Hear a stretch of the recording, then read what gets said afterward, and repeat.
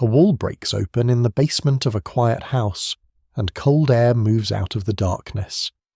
The man standing there expects dust, perhaps an old storage space carved into the soft stone beneath the town.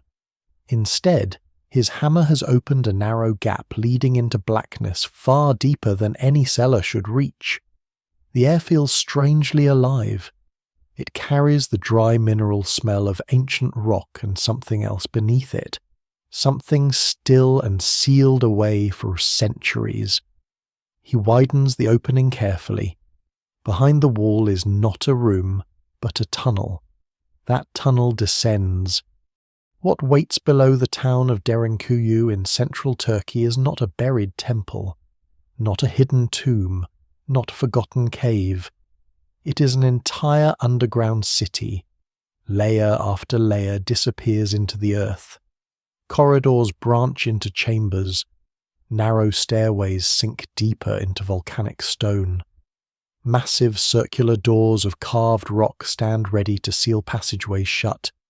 There are kitchens blackened by smoke, storage rooms, wine presses, wells, sleeping quarters, chapels, schools, ventilation shafts, and hidden escape routes. Archaeologists eventually estimate that thousands of people could once survive here at the same time. And yet when modern people enter this underground world, they find nobody.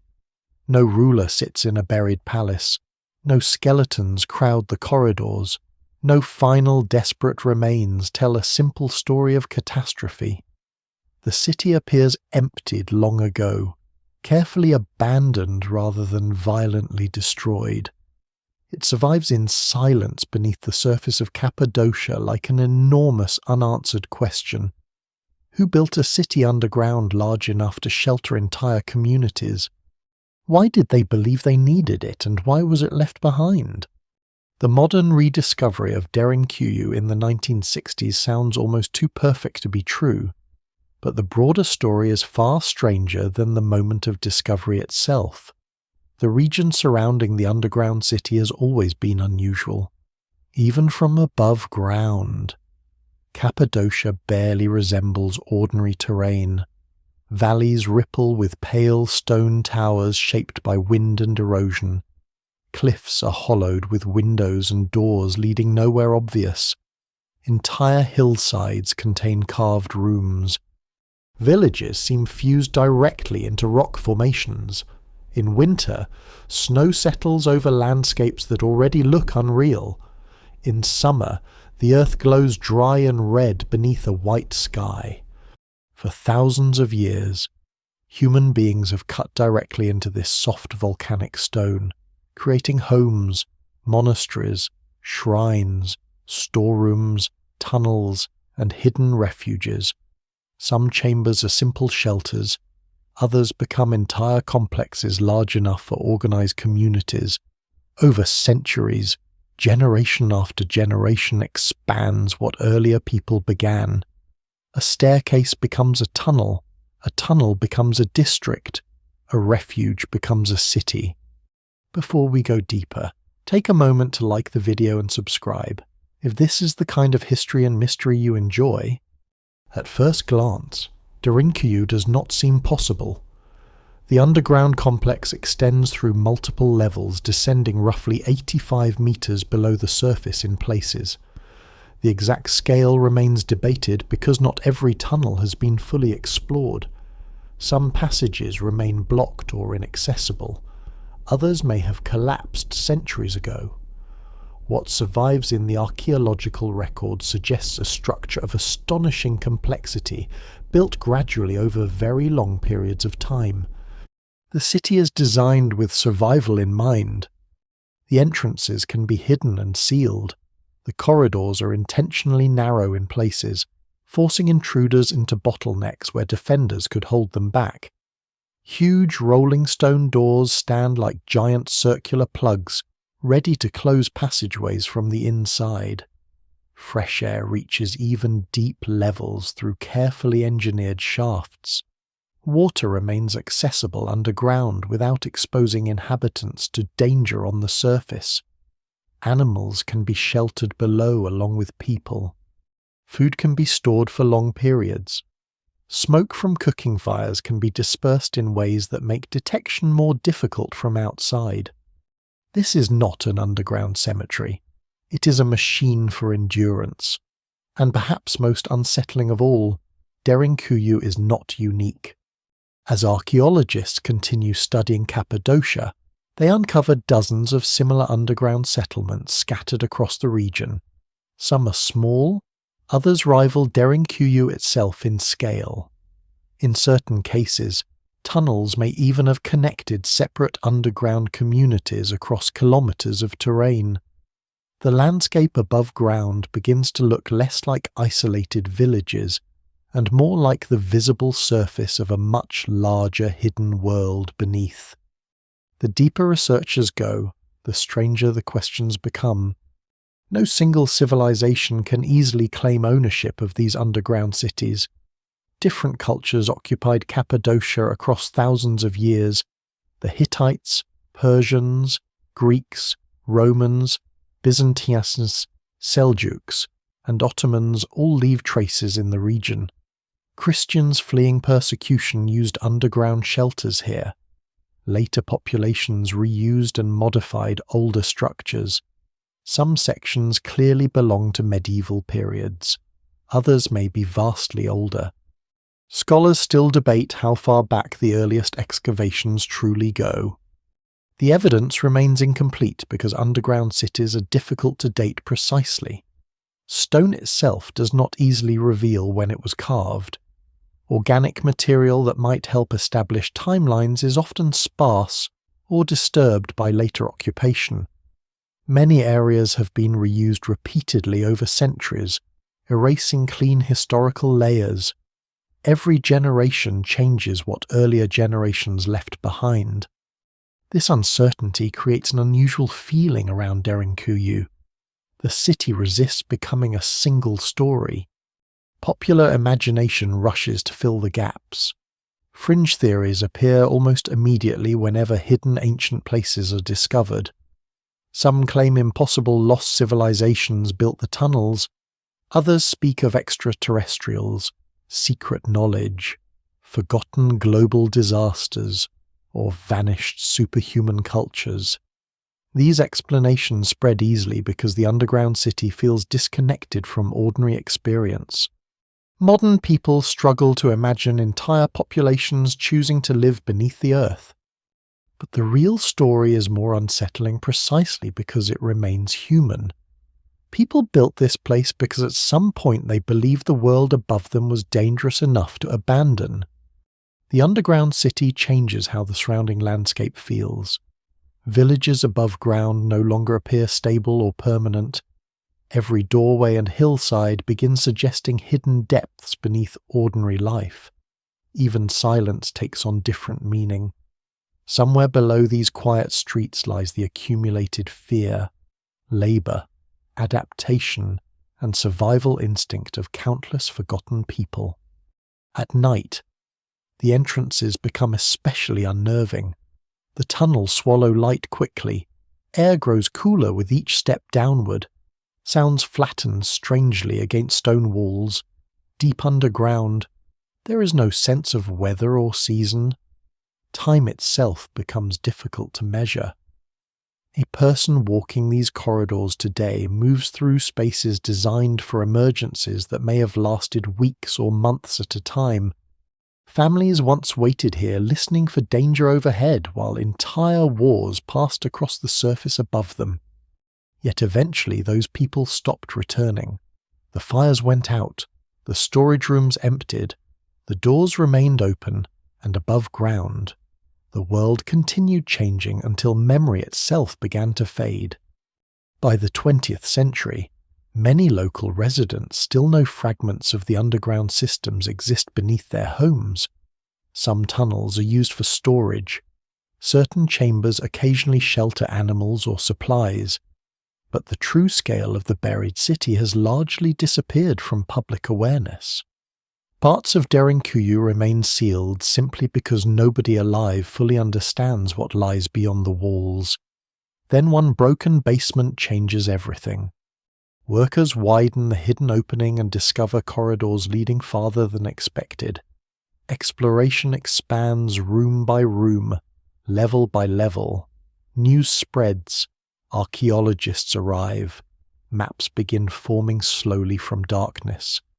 The underground city emerges not from a dramatic desert excavation or a lost jungle ruin, but from beneath an inhabited town where ordinary life continues almost directly overhead. Children walk streets above ancient ventilation shafts. Tea is poured above buried chapels. Cars pass over rooms untouched for centuries, and below it all waits one of the largest underground complexes ever discovered in the ancient world, built for thousands of people who are no longer there. The city beneath Derinkuyu begins long before the first tunnel is carved, with fire. Cappadocia is not merely a place where people happen to dig underground. It is a landscape made almost for that possibility. Millions of years before houses, roads, vineyards, churches, and hidden passageways appeared here, enormous volcanoes shaped the heart of Anatolia. Eruptions poured ash, lava, and burning debris across the region again and again, burying older surfaces beneath thick blankets of volcanic material. Over deep time, those layers hardened into a soft, pale rock known as tuff, light enough to cut with simple tools, strong enough to hold its shape once carved, and strange enough to turn geology into architecture. This stone is the quiet reason Derinkuyu exists. In another landscape, the dream of an underground city large enough for thousands might have remained impossible. Hard granite would have resisted the labour of entire generations. Loose sand or unstable clay would have collapsed too easily. But Cappadocia's tuff offers a rare compromise. It can be shaped by human hands, yet it does not immediately crumble into ruin. Cut into it carefully, and it becomes wall, ceiling, pillar, stairway, storage chamber, and sanctuary all at once. The earth itself becomes building material. Nothing has to be transported. Nothing has to be stacked. Space is made by removal. Above ground, this same stone creates Cappadocia's famous valleys.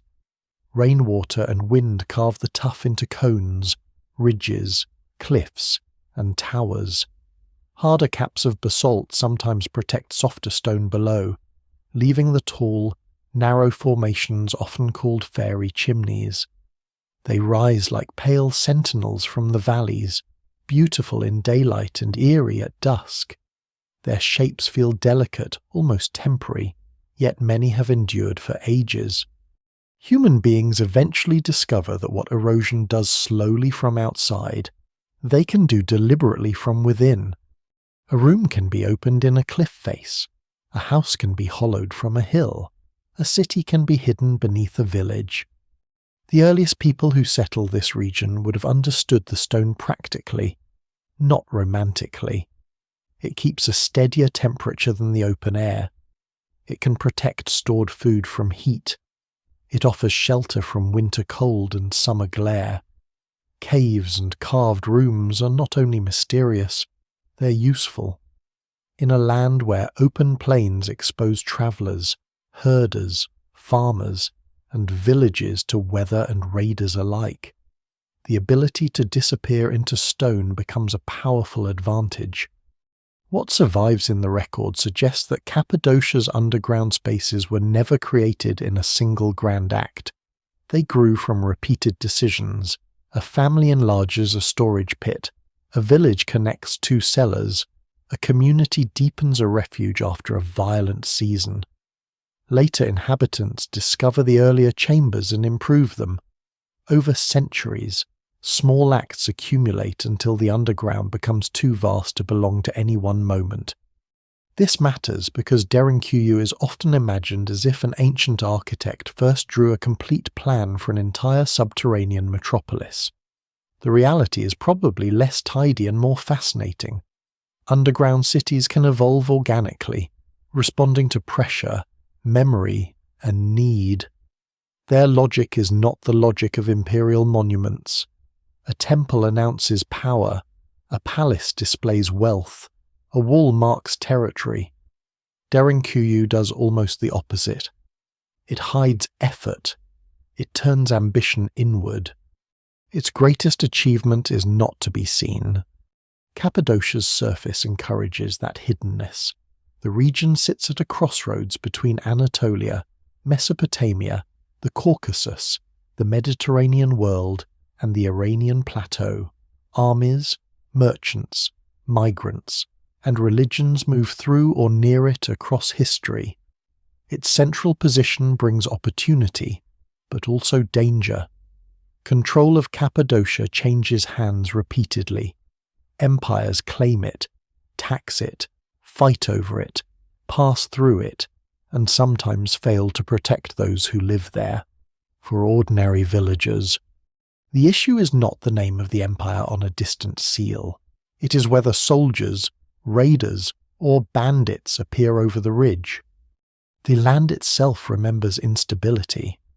Wide horizons make movement visible, but not always soon enough. Valleys provide hiding places, but also trap routes. Settlement requires adaptation. People learn where water can be found, where animals can graze, where crops can survive, where stone can be carved, and where danger might arrive. Over generations, the underground becomes part of that adaptation. A surprising detail is that the same rock that makes refuge possible also makes the landscape fragile in human memory. Carved spaces can be altered easily. A Byzantine chapel can be cut into an older room. A stable can be turned into storage. A passage can be blocked, reopened, widened, or forgotten. Later use can erase earlier purpose without destroying the structure entirely. This is one reason scholars still debate the deepest origins of Derinkuyu. The city is not a fossil sealed cleanly in one age. It is a palimpsest, a place written over many times in stone. The temperature below ground remains relatively constant, which would have mattered immensely. Food lasts longer in cool chambers. Wine, grain, oil, dried fruits, and other supplies can be kept away from sunlight. Animals sheltered underground give warmth and security, although they also bring smell, noise, and disease risks.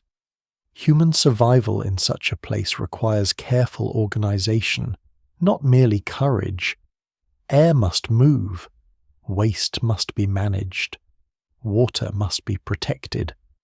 Passageways must remain known to those inside and confusing to those outside. The volcanic stone makes digging possible, but it does not make living easy. That distinction is important. Derinkuyu is not a fantasy bunker where ancient people comfortably retreated from the world. It is a practical, cramped, ingenious response to danger. The city's existence does not mean people preferred life underground. It suggests they valued having the option when the surface became unbearable. The underground city is a shelter shaped by geology, but activated by fear. Cappadocia's tuff also explains why the region contains so many carved spaces beyond Derinkuyu. Monasteries, pigeon houses, churches, storerooms, and dwellings appear throughout valleys such as Gurime, Ihlara, and Sohanlu. Pigeon houses may sound like a minor detail, but they reveal the practical intimacy between people and stone. Farmers carved niches into cliffs for birds because pigeon droppings could fertilize fields and vineyards. Even the smallest cavities served a purpose in Cappadocia. Hollowing the earth became a way of farming, praying, storing, hiding, and surviving. Derinkuyu grows out of this broader habit, but it carries it to an extreme. To enter the underground city is to feel the difference between a carved room and a carved world. The upper levels seem almost understandable at first. There are spaces where animals could stand, where supplies could be stacked, where people might gather. But as the passages descend, the mind begins struggling to hold the whole structure together. Stairways tighten. Air shafts vanish upward into darkness. Rooms appear where no sunlight has ever reached. The city feels less like a building and more like an alternate landscape, one created by subtraction rather than construction. And because it is made from the same stone as the hills above, it belongs completely to its environment. Derinkuyu is not imposed on Cappadocia. It is Cappadocia turned inward. The people who carved it did not defeat the land. They listened to its weakness and made that weakness into defense. They discovered that ash from ancient eruptions could become shelter from later human storms. Fire created the stone. Erosion shaped the valleys. Fear opened the tunnels. Memory kept them useful until memory finally failed. By then, the city had already become something rare in human history, a place built not to rise toward the sky, but to disappear beneath the feet of those who might destroy it. Once the first steps lead below the surface, Derinkuyu stops behaving like a cave. A cave is found. Derinkuyu is made. Its darkness is not random, and its passages do not wander with the aimless curves of natural water or old lava. They turn, narrow, widen, rise, and fall according to human decisions. Even where those decisions are difficult to reconstruct, their presence is everywhere. The underground city has thresholds, defensive points, workrooms, air routes, storage spaces, living areas, and sacred corners. It is not a hollow place beneath the town. It is a settlement folded vertically into the earth. The upper levels are the most immediately practical. Here are spaces that appear suited for animals, especially because keeping livestock close to the entrance makes sense. Large animals are difficult to move through steep, narrow passages, and their presence deep underground would create problems no community would want unless forced. Nearer the surface, stables allow people to bring valuable animals into safety quickly, while still limiting the burden of smell, waste, and movement. Feeding troughs cut into stone suggest that this was not merely an accidental use of open chambers. Someone expected animals to stand there. This detail is easy to pass over, but it changes the whole character of the city. Derinkuyu was not only a hiding place for frightened bodies, it was a refuge for the working life of a community. Livestock meant food, wealth, transport, labour, milk, wool, and continuity after danger passed. To protect animals was to protect the future. A village that survived underground but lost everything needed to live above ground might emerge alive and still be ruined. The city was designed not just for escape, but for return. Farther in, the spaces multiply. There are storage rooms where grain, oil, dried foods, and tools could be kept. There are areas interpreted as kitchens, with blackened ceilings where smoke left its slow signature on the stone. There are pits and presses associated with food or wine production. There are communal rooms whose exact functions remain uncertain, because carved stone does not always announce whether people slept, worked, prayed, waited, or sorted supplies there. Archaeologists can infer patterns from shape, soot, access, and comparison with other sites, but the evidence remains incomplete. Many rooms probably changed use across time. The city's wells are among its most important features. In a siege or raid, access to water determines whether refuge is meaningful or merely symbolic. Derinkuyu includes deep wells that could provide water from below without requiring people to expose themselves at the surface. Just as important, some water systems appear designed so they could be controlled or protected from contamination by enemies. A hidden city that can be poisoned from above is not secure. This kind of planning suggests long experience with danger, or at least a sharp understanding of what danger could become. Then there are the ventilation shafts. They're easy to underestimate because air feels invisible until it is gone. But in an underground city sheltering large numbers of people, animals, lamps, cooking fires, and stored goods, air becomes architecture. Without circulation, the deeper levels would be unusable. Derinkuyu contains a system of shafts that draw air down through the complex, helping keep the lower chambers breathable. Some shafts descend with impressive precision through many meters of stone. Their existence shows that the people who expanded the city understood more than digging. They understood flow, pressure, and the quiet physics of survival. A lesser-known and surprising detail is that some shafts may have served more than one purpose across different periods. A vertical opening can ventilate, communicate sound, support movement of goods, or be mistaken by later explorers for a well depending on its shape and context. Underground architecture often resists single definitions.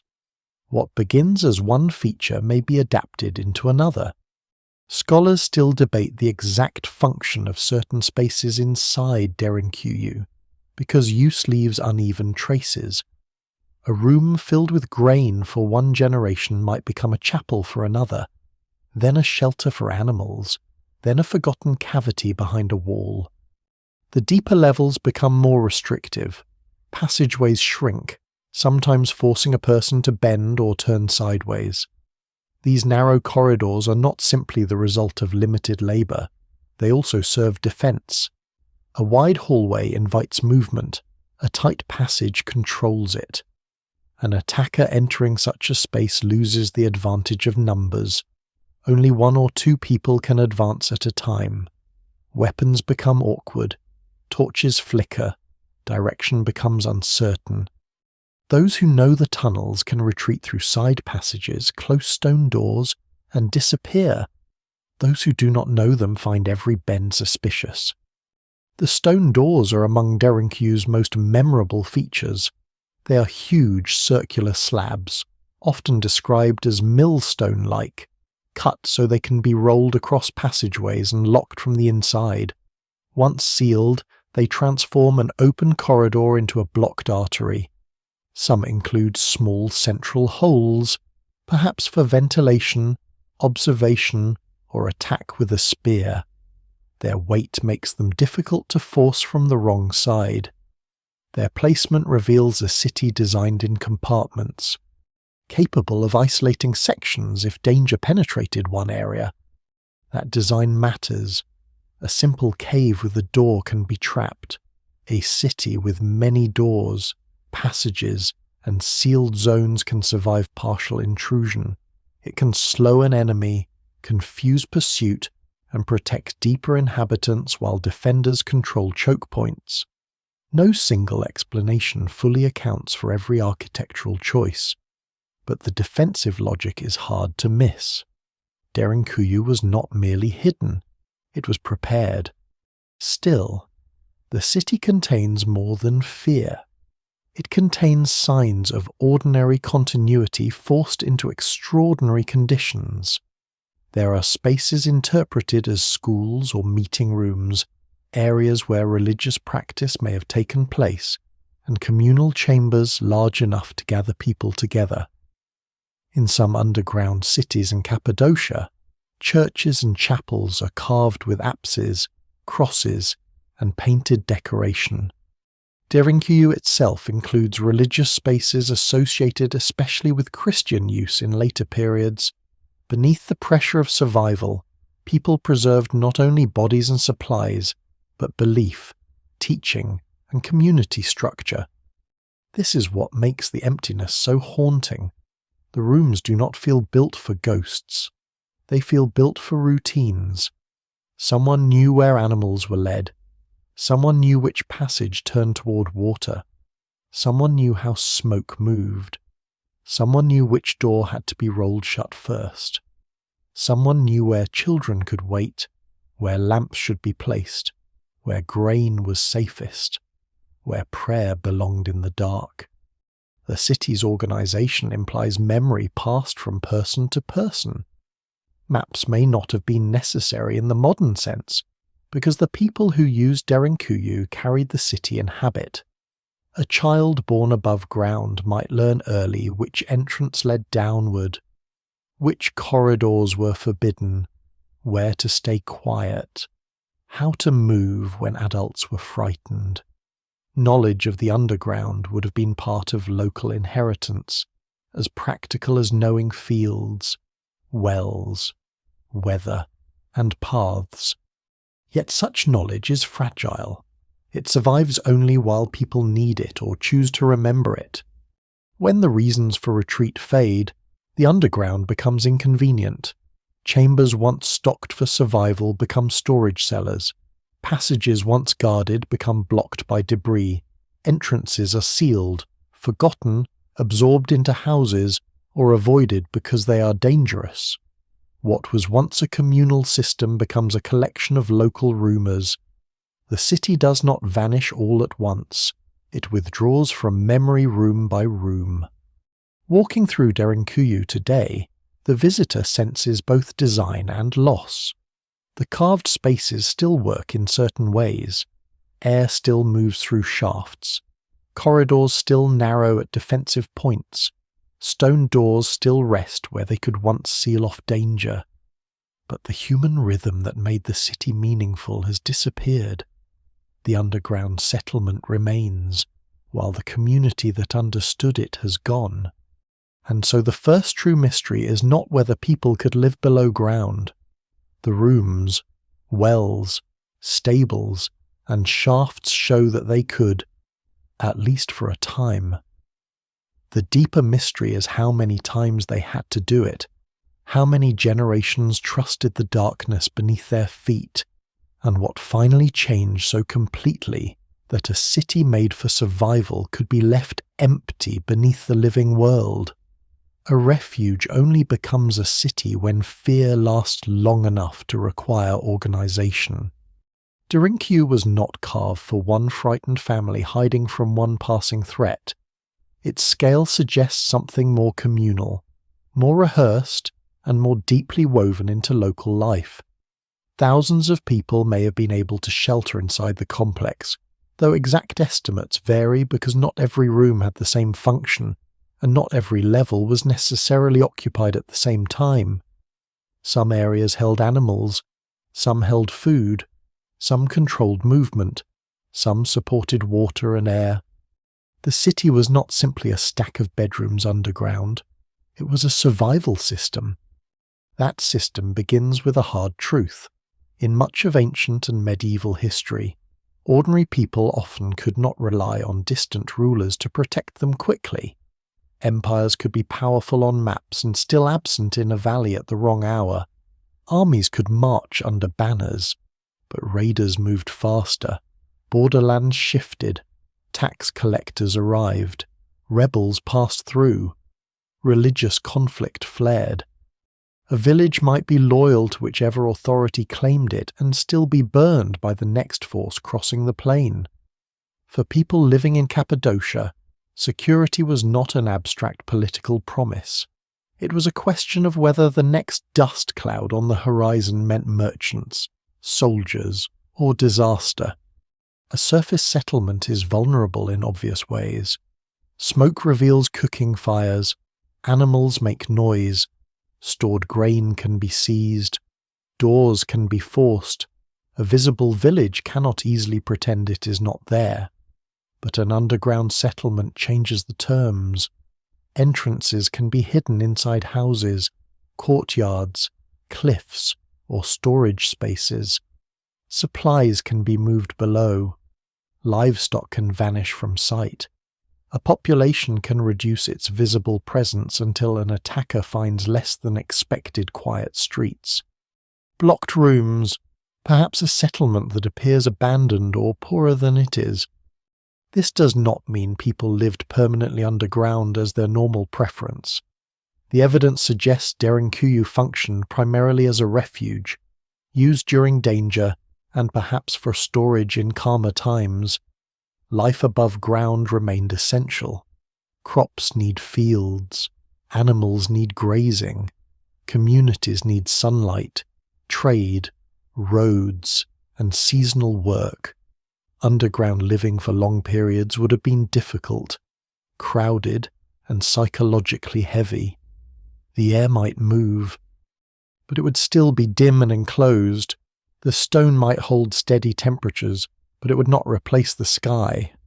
Still, when danger comes, discomfort can become acceptable. The planning inside Derinkuyu reveals layers of possible crisis. The city protects against sudden raids by allowing rapid disappearance. It protects against longer threats by preserving water and food. It protects against intrusion by dividing space with stone doors. It protects community order by providing places for animals, storage, gathering, and worship. It even protects morale in a practical sense, because survival below ground requires more than bodies in chambers. People need routines. They need recognizable spaces. They need leaders who know when to seal a passage, when to ration food, when to risk sending someone upward, and when to wait. One of the most striking aspects of Derinkuyu is how much trust it requires. Imagine a community descending through narrow openings while danger remains somewhere above. The first people enter with animals and supplies. Others follow carrying children, tools, lamps, water vessels, blankets, grain, and whatever documents or sacred objects matter enough to save. The entrances close. Stone doors roll into place. Suddenly the village is inverted. The familiar world is now overhead, unreachable except through guarded passages. Voices must lower. Fires must be controlled. Movement must be coordinated. Panic would be as dangerous as any enemy. No single explanation fully accounts for the underground city's full development, but repeated use is likely.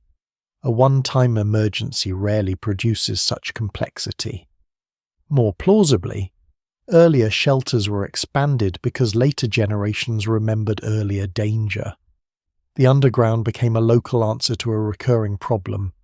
Perhaps one period of violence led to deeper storage chambers, another led to better doors, another to more ventilation, another to expanded living areas. Each crisis left behind not only trauma, but architecture. A lesser-known detail is that refuge does not always mean hiding from armies alone. Communities might also withdraw during bandit raids, local feuds, religious persecution, or periods when central authority weakened. In frontier or contested zones, danger can be irregular and intimate rather than grandly imperial. The historical record often preserves the names of rulers and battles, while losing the smaller terrors that shaped ordinary life. A burned farm, a kidnapped child, a stolen herd, a forced conversion, a winter raid by men whose names no chronicle records. These events may leave little writing, but they can motivate stonework that lasts centuries. Derinkuyu's defensive architecture fits this world of uncertainty. The narrow tunnels and rolling doors suggest threats from people who might enter from above. The hidden entrances suggest a need not merely to resist attack, but to avoid detection altogether. The wells suggest fear of being trapped without surface access. The storage rooms suggest preparation rather than improvisation. What survives in the record suggests that survival here was planned as a community practice, not invented in a single desperate night. Yet underground safety creates its own dangers. If enemies discovered the entrance, smoke could reveal occupation. If a passage was blocked from outside, those inside might be imprisoned. If disease spread in crowded chambers, the refuge could become a trap. If food ran low, the stone walls would offer no mercy. The people who used Derinkuyu understood these risks, or learned them over time. The city's design tries to solve some problems while accepting others.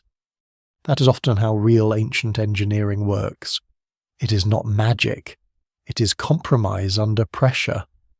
The human experience inside such a refuge is difficult to recover, but some outlines are visible. Lamps would create small islands of light. Oil or tallow would be precious.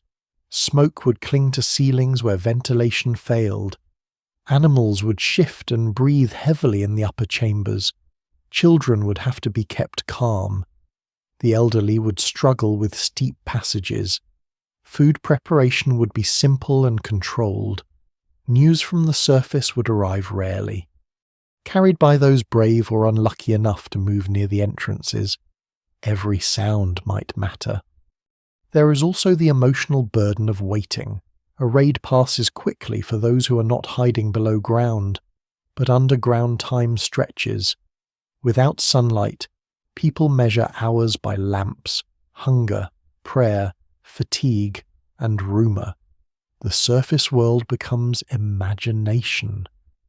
Is the village still standing? Are fields burning? Have enemies gone? Is it safe to open a door? The city's power lies in its ability to preserve life. But survival without knowledge can become its own form of torment. This is where Derinkuyu becomes more than an archaeological curiosity. It reveals a civilization not through royal inscriptions or triumphal monuments, but through precautions. Many ancient cities tell us what rulers wanted remembered. Derinkuyu tells us what ordinary communities feared losing: grain, water, animals, children, faith, the possibility of returning to daylight. The emptiness of the city today can make it feel alien, but its purpose is intensely familiar. Human beings build shelters because they know the world can change quickly. They store food because harvests fail. They dig wells because water decides life. They hide valuables because strangers may take them. Derinkuyu is extreme, but the instincts behind it are not. The city was built for survival because survival had become uncertain. And once that is understood, the underground corridors no longer feel like an anomaly beneath Cappadocia. They feel like the shadow cast by centuries of instability across a soft volcanic land. Above ground, empires rose and named provinces. Below ground, people carved the quieter history of endurance, one passage at a time. The most unsettling thing about Derinkuyu is not that it was hidden, but that it was left behind. Many ancient places are abandoned in ways that announce catastrophe. Burn layers reveal fire, collapsed roofs trap household objects in place, skeletons lie where people fell, weapons, ash, smashed vessels, and hurried burials form the rough grammar of disaster. Archaeologists know how to read such scenes carefully, even when the story remains incomplete. Destruction can be terrible, but it often leaves evidence with a certain brutal clarity. Derinkuyu is different. The underground city does not present itself as a single frozen moment of death. It does not look like a community was suddenly buried alive in the depths. It does not offer the simple horror of a last stand. Instead, it appears to have emptied gradually, unevenly, and perhaps more than once. Some passages remained known and used, others were blocked, forgotten, or repurposed. Chambers that once belonged to a vast survival network became storage spaces, animal shelters, cool cellars, or sealed voids behind ordinary walls. The city did not die in one dramatic night. It faded out of use until its full shape disappeared from memory. That kind of disappearance can be harder to explain. If thousands of people depended on this place, why did their descendants stop caring about it? Why would a community allow such an enormous survival system to become obscure, even accidental? The answer begins with a paradox. Derinkuyu was valuable only while the dangers it solved remained urgent. Once the surface became safer, the underground became less a miracle than a burden. Tunnels require maintenance. Entrances must be kept clear. Shafts must remain open. Knowledge must be taught. Children must learn routes they may never need. A refuge that saves one generation can become irrelevant to another. Human memory is practical. It preserves what life continues to demand. As political conditions changed across Cappadocia, the underground city's role likely changed with them. When raids, warfare, and persecution threatened local communities, Derinkuyu could be essential. When authority stabilized, trade routes became safer, and people lived more openly above ground. The old subterranean network may have seemed excessive. The rooms were still useful, but not necessarily as a city. Cool chambers could store food. Near-surface spaces could hold animals or supplies. Deeper levels, harder to reach and more dangerous to navigate, could simply be ignored. The evidence remains incomplete, but gradual abandonment fits the character of the site. A place like Derinkuyu is not easily erased physically. It is too large, but it can be erased socially. People may remember the first level but not the 10th. They may use one tunnel and wall off another. A family may know of a chamber beneath their house without understanding that it connects to a larger system. Over time, local knowledge fragments. The city becomes a set of cellars, legends, hazards, and half-remembered passages. This is how an underground metropolis can exist beneath a town without being fully recognized. There is another reason the emptiness feels so strange. Derinkuyu was built for absence from the surface. Its success depended on people disappearing temporarily. It was a city designed to make life invisible. When it was finally abandoned for good, that same invisibility helped conceal its own history. There were no grand facades to crumble in the sun, no towers to attract travellers, no monumental inscriptions declaring who made it, no city walls visible from miles away. Its achievement was hidden by design, and hidden achievements are easy for later ages to misunderstand. Above ground, ruins often demand explanation. Below ground, ruins can simply wait. The silence also tempts the imagination. Empty underground spaces invite stories because they remove the ordinary markers of life. In a surface village, one can imagine noise, smoke, markets, animals, children, quarrels, and labour because the sky provides scale. Underground, even a practical room feels secretive. A storage chamber becomes ominous in darkness. A blocked corridor hints at forbidden knowledge. A circular stone door looks like the entrance to a myth. The absence of bodies and written records makes the city feel less human than it really was. Yet what survives in the record suggests ordinary reasons behind extraordinary architecture. Derinku's emptiness does not require a vanished super-civilization or a sudden mysterious extinction. It may reflect changing needs over many centuries. Communities came, hid, stored, prayed, waited, returned, modified, and eventually stopped descending so deeply. The great mystery is not that everyone vanished at once. It is that use became memory, and memory became silence. This process has happened throughout history. Roads disappear when trade routes shift.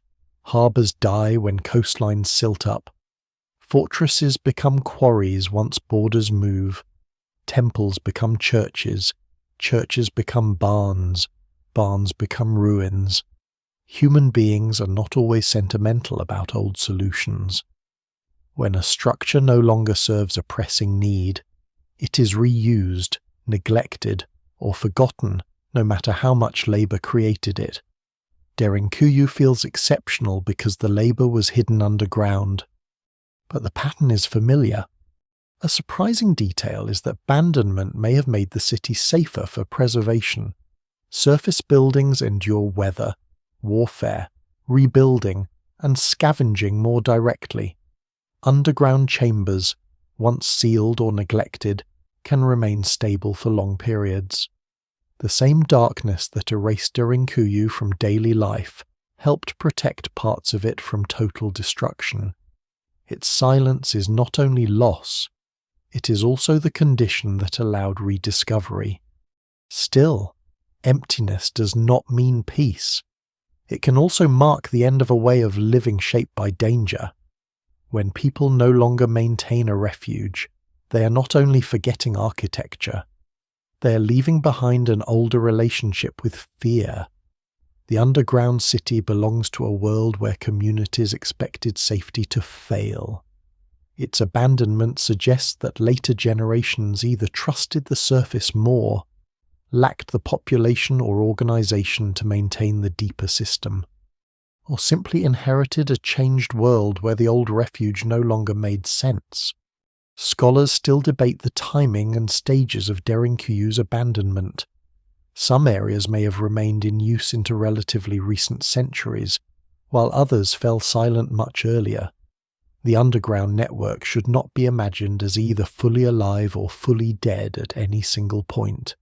It likely passed through long twilight phases, a few chambers active, a few passages dangerous, a few entrances remembered, a few stories told without maps, then less again. By the time modern rediscovery brought the city back into wider attention, Derinkuyu had already undergone a second transformation. It was no longer a refuge, it was evidence. Its rooms no longer stored grain against raids, they stored questions against certainty. Every tunnel became part of an investigation into how people survive unstable worlds and how easily their solutions can vanish from public memory. The emptiness remains powerful because it refuses a clean ending. There is no final scene where the last inhabitants close the door forever and know they are ending an age. More likely, abandonment happened through ordinary neglect, a passage not cleared, a shaft not repaired, a story not passed to a child, a door too heavy to move, a chamber too deep to bother with, and eventually, the underground city that once held thousands becomes a darkness behind a basement wall. This is the quiet terror of Derinkuyu. Not that a civilization disappeared suddenly, but that something enormous, practical, and once essential could be forgotten piece by piece while life continued above it. The deeper Derinkuyu goes, the further it escapes a single date. That is one of the first frustrations of the underground city. People want an origin, they want a builder, a founding moment, a culture whose name can be placed neatly beneath the mystery. Ancient Egypt has pharaohs, Rome has emperors, Mesopotamia has kings who press their names into clay. Derinkuyu offers no such convenience. It has walls, shafts, doors, rooms, soot, altered spaces, and stubborn silence. The stone records labour, but not always identity. The problem begins with the material itself. Cappadocia's tuff can be carved, reshaped, enlarged, and reused again and again. A chamber cut in one period may be widened in another. A tunnel started as storage may later become part of a refuge. A religious space may be inserted into an older complex. A passage may be blocked, reopened, or forgotten, because the rock itself cannot easily be dated by the moment of carving. Scholars must rely on associated evidence objects, inscriptions, architectural styles, tool marks, soot deposits, pottery, and comparison with better dated sites. The evidence remains incomplete, and repeated use blurs the layers. This is why confident claims about Derinkuyu's earliest age should be treated carefully.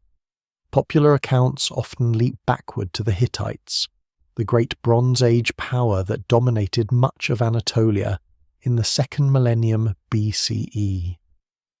It is possible that some form of underground refuge in Cappadocia has very ancient roots, and ancient peoples in the region certainly understood defensive settlement and storage.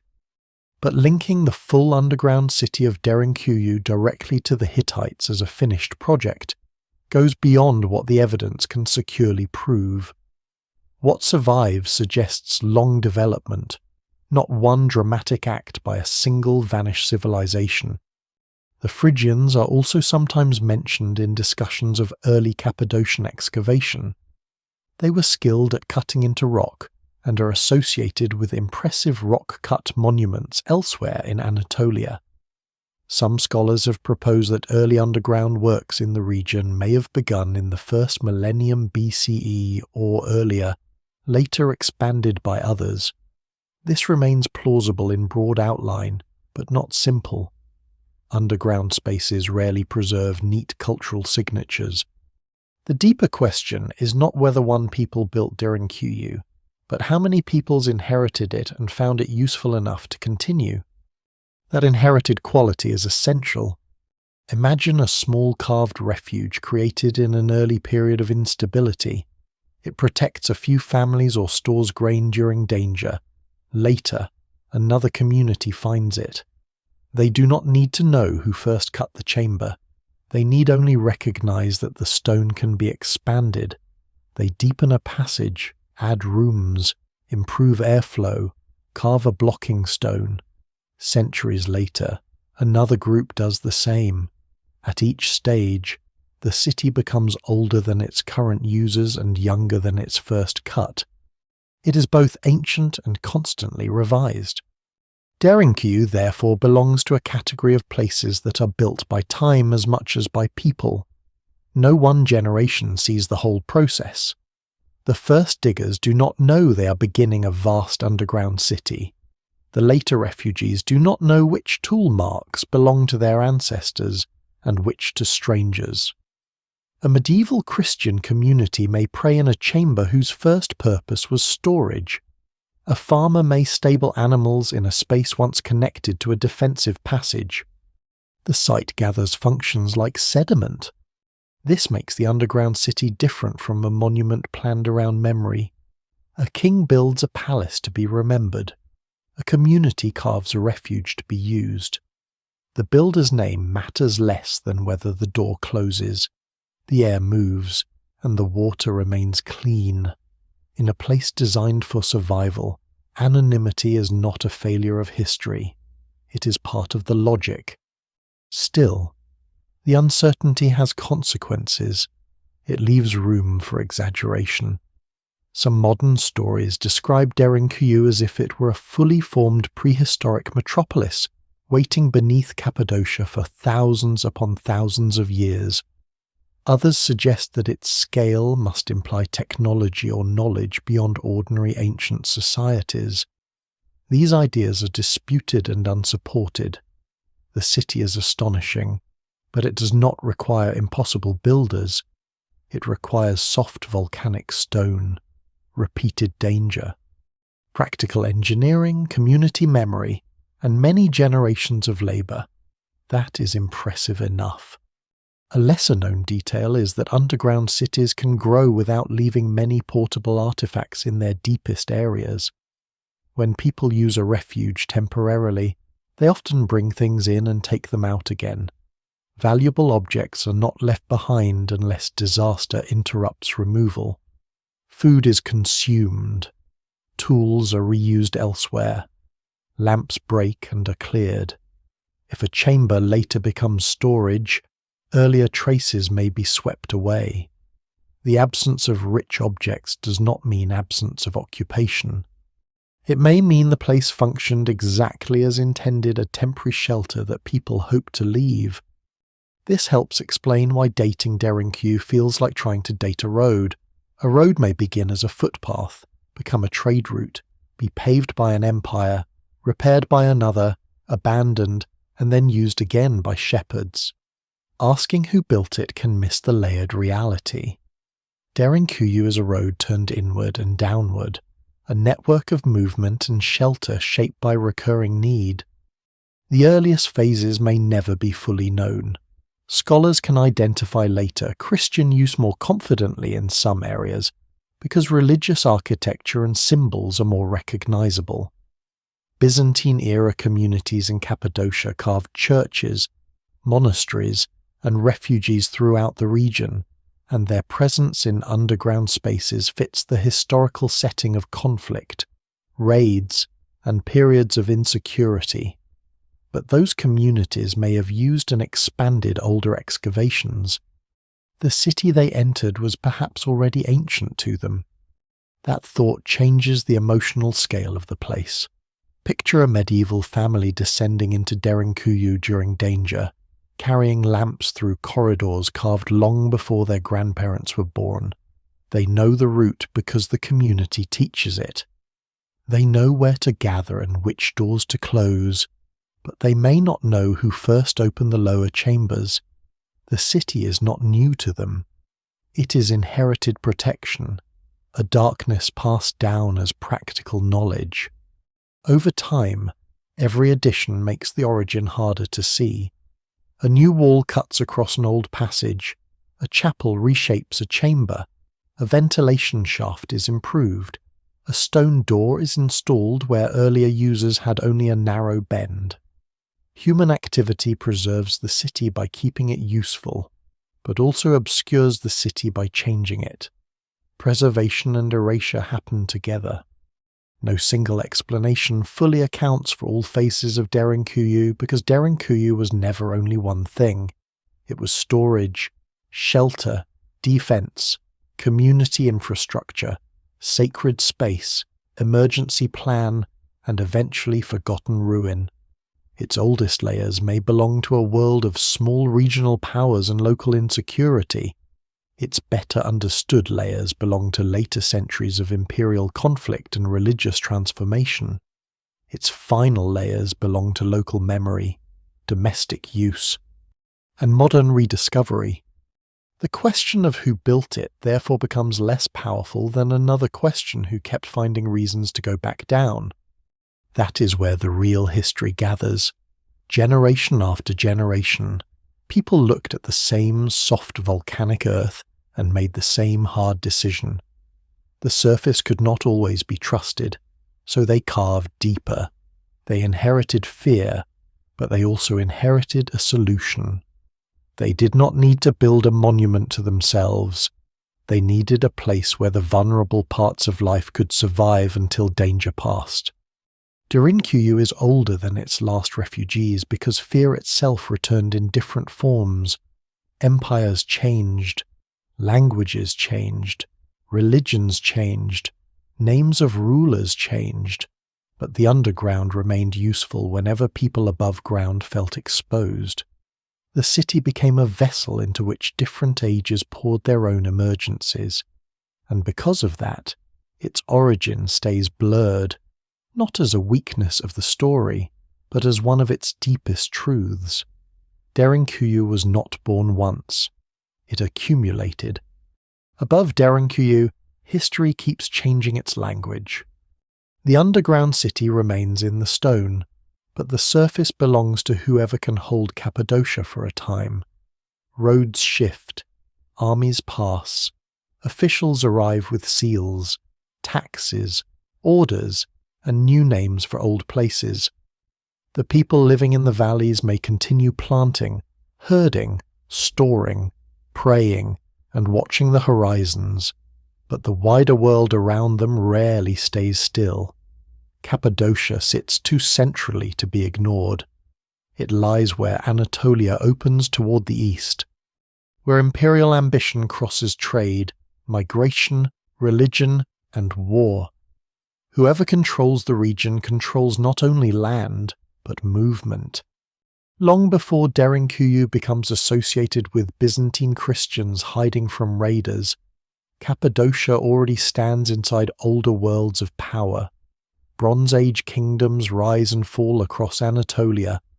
The Hittites build one of the great states of the ancient Near East, leaving behind archives, treaties, temples, and fortresses elsewhere in the region. Later, after the Bronze Age collapses and political life reorganizes, new peoples and states emerge. The names change, but the pattern remains. Cappadocia is not isolated. It is a passageway, a frontier, a prize, and sometimes a buffer between stronger powers. The Persian Empire eventually absorbs the region, folding Cappadocia into one of the largest imperial systems the ancient world has ever seen. Persian administration does not erase local life, but it places the land inside a vast network stretching from the Aegean to Central Asia. Royal roads, satraps, tribute, military movement, and imperial messaging shape the wider environment. For ordinary communities, empire can mean stability in some periods and burden in others. It can protect roads, but it can also demand resources. It can restrain local violence, but it can also draw the region into distant conflicts. Then come the Hellenistic kingdoms after Alexander's campaigns fracture the old order. Greek influence, local dynasties, and regional identities mix in complicated ways. Cappadocia becomes a kingdom, then a client of Rome, then a Roman province. Again, the map changes. Again, daily survival continues beneath it. The surface world gains new monuments, languages, coins, gods, officials, and military roads. Yet the deeper habits of the land persist. Stone is still soft. Valleys still hide carved dwellings. Communities still measure safety not by imperial titles, but by conditions close enough to touch. Under Rome and later Byzantium, Cappadocia becomes deeply connected to the Christian world. Monastic communities carve churches and cells into cliffs. Painted chapels appear in valleys. Religious life adapts beautifully to the same geology that makes hiding possible. A rock-cut church can be humble from outside and luminous within.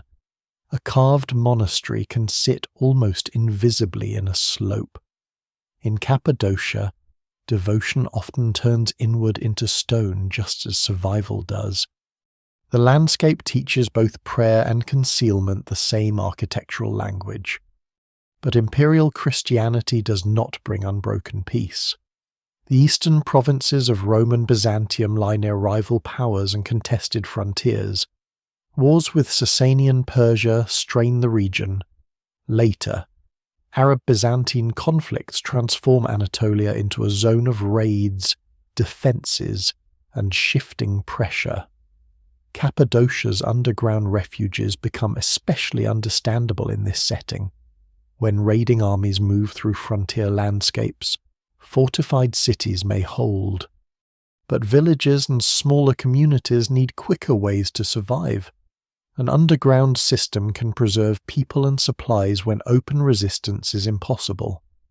This does not mean Derinkuyu was only a Byzantine wartime bunker. The evidence remains incomplete, and its development is older and more layered than one era. But the Byzantine and early medieval periods likely gave strong reasons to expand, maintain, and use such places. A landscape crossed by raiders rewards communities that can disappear. The same passages that might have begun as storage or early shelter become part of a larger defensive culture. The underground city does not belong to a single invasion. It belongs to repeated insecurity. A surprising detail is that Cappadocia's Christian rock-cut world is not simply a story of hiding in fear. It also reflects creativity, organization, and endurance. Monks, farmers, artisans, families, and local elites shaped a distinctive sacred landscape. In the valleys, churches were painted with biblical scenes, saints, symbols, and patterns. Even where art is damaged today, the fragments show communities investing beauty into stone. People living under pressure did not only build defenses, they made meaning. They carved worship into the same earth that could shelter them from violence. The arrival of Turkic powers after the Battle of Manzikert in the 11th century changes the political world again. Seljuk influence spreads across Anatolia, followed later by other Turkish beyliks and eventually Ottoman rule. Cappadocia becomes part of a new cultural and religious landscape, though older Christian communities continue in the region for centuries. Villages, languages, churches, mosques, markets, and identities overlap and transform. Derinkuyu and other underground spaces may still serve practical purposes, but the conditions that once made deep refuge essential shift over time. This long succession of powers matters because it prevents a simple answer to the question of Derinkuyu's builders. The city lies beneath a region repeatedly inhabited, claimed, crossed, and reinterpreted. Each era could have used older spaces differently. Persians may have known local rock-cut storage and shelter. Hellenistic and Roman populations may have expanded practical underground features. Byzantine Christians may have transformed and deepened refuges during periods of religious and military threat. Later communities may have reused chambers for storage, animals, and protection during local insecurity. The city becomes a witness to continuity beneath change. What survives in the record suggests that the underground world was most useful to those who did not command armies. Great empires leave written histories about campaigns and rulers, but Derinkuyu speaks for people caught beneath those campaigns. When imperial borders move, villagers do not experience history as clean lines on a map. They experience requisitions, uncertainty, rumors, soldiers needing supplies, taxes collected twice by rival authorities, and the sudden realization that nobody is coming in time. A hidden city is what political history feels like from below. There is a dry irony in this. Empires often build upward to prove permanence. They raise columns, walls, palaces, temples, and citadels. Derinkuyu goes downward because permanence on the surface cannot be trusted. The rulers above change names. The refuge below remains useful. It has no emperor's portrait, no triumphal arch, no glorious inscription boasting of victory. Its message is quieter and more honest: survive first, explain later. As centuries pass, the city's meaning shifts with each new danger. Under one power, it may protect against raiders. Under another, it may protect against persecution. Under another, it may become storage. Under another, it may be forgotten except by a few households. This flexibility is exactly why it endures. A structure built for one symbolic purpose may die when that symbol loses meaning. A structure built for practical need can be reused by anyone who understands the need. The surface history of Cappadocia is therefore not background. It is the pressure system above the tunnels. Every conquest, frontier war, religious transformation, and political uncertainty adds weight to the idea of retreat. The underground city is not separate from the empires overhead. It is their shadow, carved in negative space. And in that shadow, ordinary communities found a strange kind of power. They could not stop the armies of Persia, Rome, Byzantium, or later states from claiming the land above them.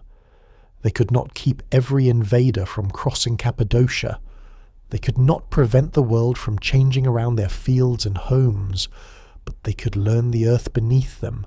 They could hide what mattered. They could make the landscape itself an ally. So while the names of empires pass across the surface like weather, Derinkuyu remains below, absorbing each age without belonging fully to any one of them. In Cappadocia, faith also learns to live inside stone. The same land that makes cellars, stables, and escape passages possible also makes hidden chapels possible. A wall is not always built upward here. Sometimes it is revealed by cutting away the hill. A sanctuary is not always announced by towers or bells. Sometimes it waits behind a low doorway, inside a chamber where the rock curves gently overhead and the air holds the faint coolness of the earth. In the underground cities and cliff-cut valleys of Cappadocia, religion does not simply occupy space. It is carved into the landscape with the same patience as survival. By the time Christian communities become deeply rooted in the region, Cappadocia has already passed through many worlds. Its people have lived under empires, local kingdoms, Roman administration, Byzantine authority, and the pressures of frontier conflict. Christianity spreads through Anatolia over centuries, not as a single clean moment, but through cities, households, monastic communities, bishops, trade routes, and local devotion. Cappadocia becomes especially important in the Christian imagination because of its theologians, monastic traditions, and extraordinary rock-cut sacred sites. The landscape itself begins to hold memory in chambers. The connection between Derinkuyu and Christian refuge is strong, but it must be handled carefully. The underground city was not necessarily first created by Christians, and its oldest passages may predate Christian use by a long time. Scholars still debate the earliest phases, yet later Christian communities almost certainly used, modified, and gave new meaning to parts of these underground systems. In periods of insecurity, especially during conflict between Byzantine forces and raiding powers, hidden underground spaces offered protection not only for bodies and food, but for worship, identity, and sacred objects. A chapel underground has a different feeling from a church in the open air. Above ground, worship can be public. It can gather a village around a visible centre. It can mark belonging. Underground, the sacred becomes intimate and defensive. A carved apse, a cross, a small chamber for prayer, a place where voices stay close to stone. These are not merely architectural choices. They suggest a community trying to preserve continuity when the surface cannot be trusted. Faith is not suspended during danger. It descends with the people. This is one of the more human details of Derinkuyu. A refuge designed only for physical survival might have contained water, grain, animals, doors, and air shafts. But people rarely survive as bodies alone.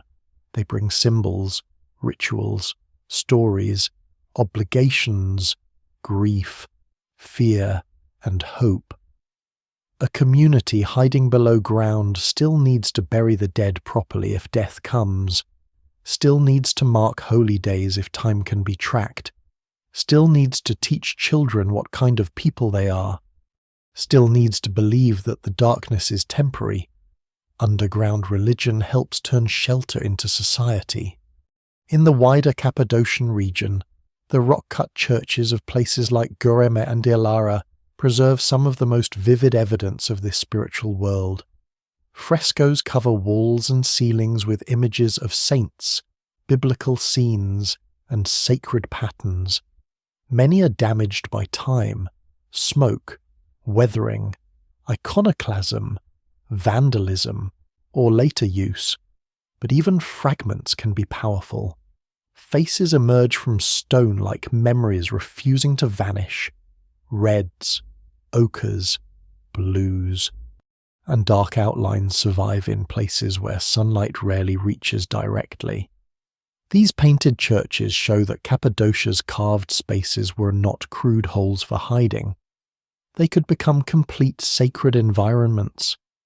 Derinkuyu itself is more austere than the famous painted valley churches, but the presence of religious spaces within underground settlements places it in the same broader tradition.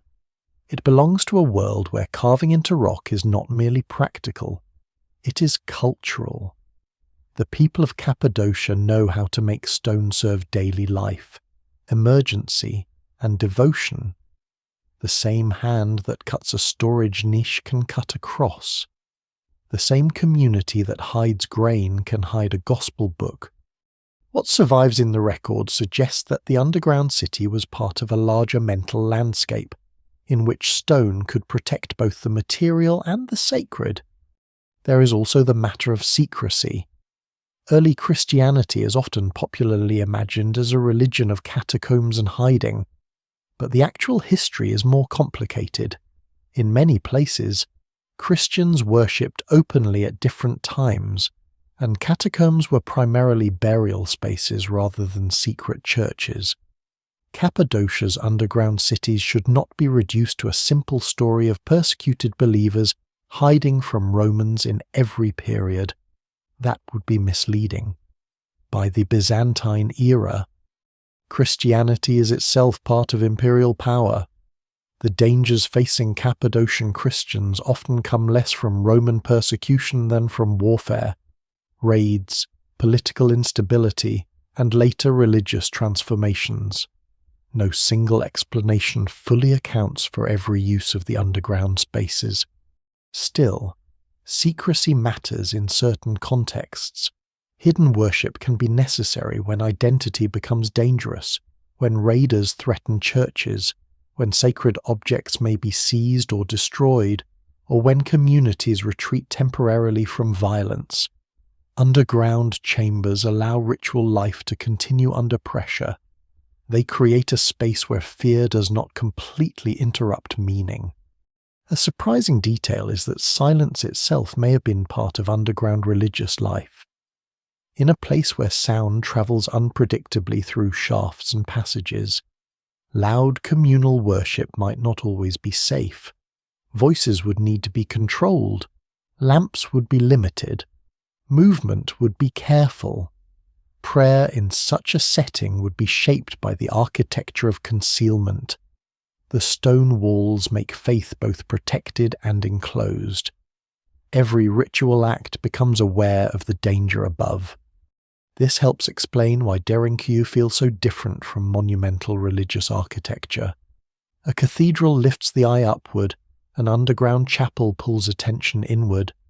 Its power does not come from height, light, or spectacle. It comes from persistence. It says that belief can survive without public display. It can be carried downward, compressed into small chambers, whispered through fear, and brought back to daylight when danger passes. For families hiding below ground, religious space may also have helped organize time. Without sun, seasons and days blur, ritual calendars could hold memory in place. Prayers at expected moments, fasts, feasts, readings, and repeated gestures would remind people that the world outside the tunnels had not ended, even if it was temporarily unreachable. The evidence for exact practices inside Derinkuyu is incomplete, but the broader Cappadocian Christian context makes such possibilities reasonable. A community that carves chapels into stone is not merely decorating refuge, it is preserving order. The underground city therefore contains a subtle contradiction. It is built from fear, yet it also expresses confidence. To carve sacred spaces underground is to assume there will be a future in which memory matters. It means people are not only waiting to survive the next hour, they are maintaining a chain of meaning that links them to ancestors, saints, texts, and generations not yet born. Even in the dark, they act as if continuity is possible. And perhaps that is why faith in Derinkuyu is so moving. It is not triumphant in the way empires are triumphant. It does not stand above the landscape declaring victory. It hides. It endures. It bends itself to the conditions of danger without surrendering completely to them. The city beneath Cappadocia was built to protect life, but life carried more than breath. It carried memory, worship, fear, discipline, and hope. In the carved darkness, people did not simply wait for violence to pass, they remained themselves as carefully as they could. The engineering of Derinkuyu is impressive because it rarely tries to impress. There are no marble columns below ground, no ceremonial avenues, no sculpted facades meant to catch sunlight, no throne room placed where visitors would understand authority at a glance. Its genius is quiet, practical, and almost anonymous.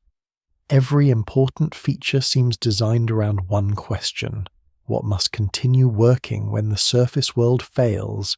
Air must move. Water must remain reachable. People must pass through safely.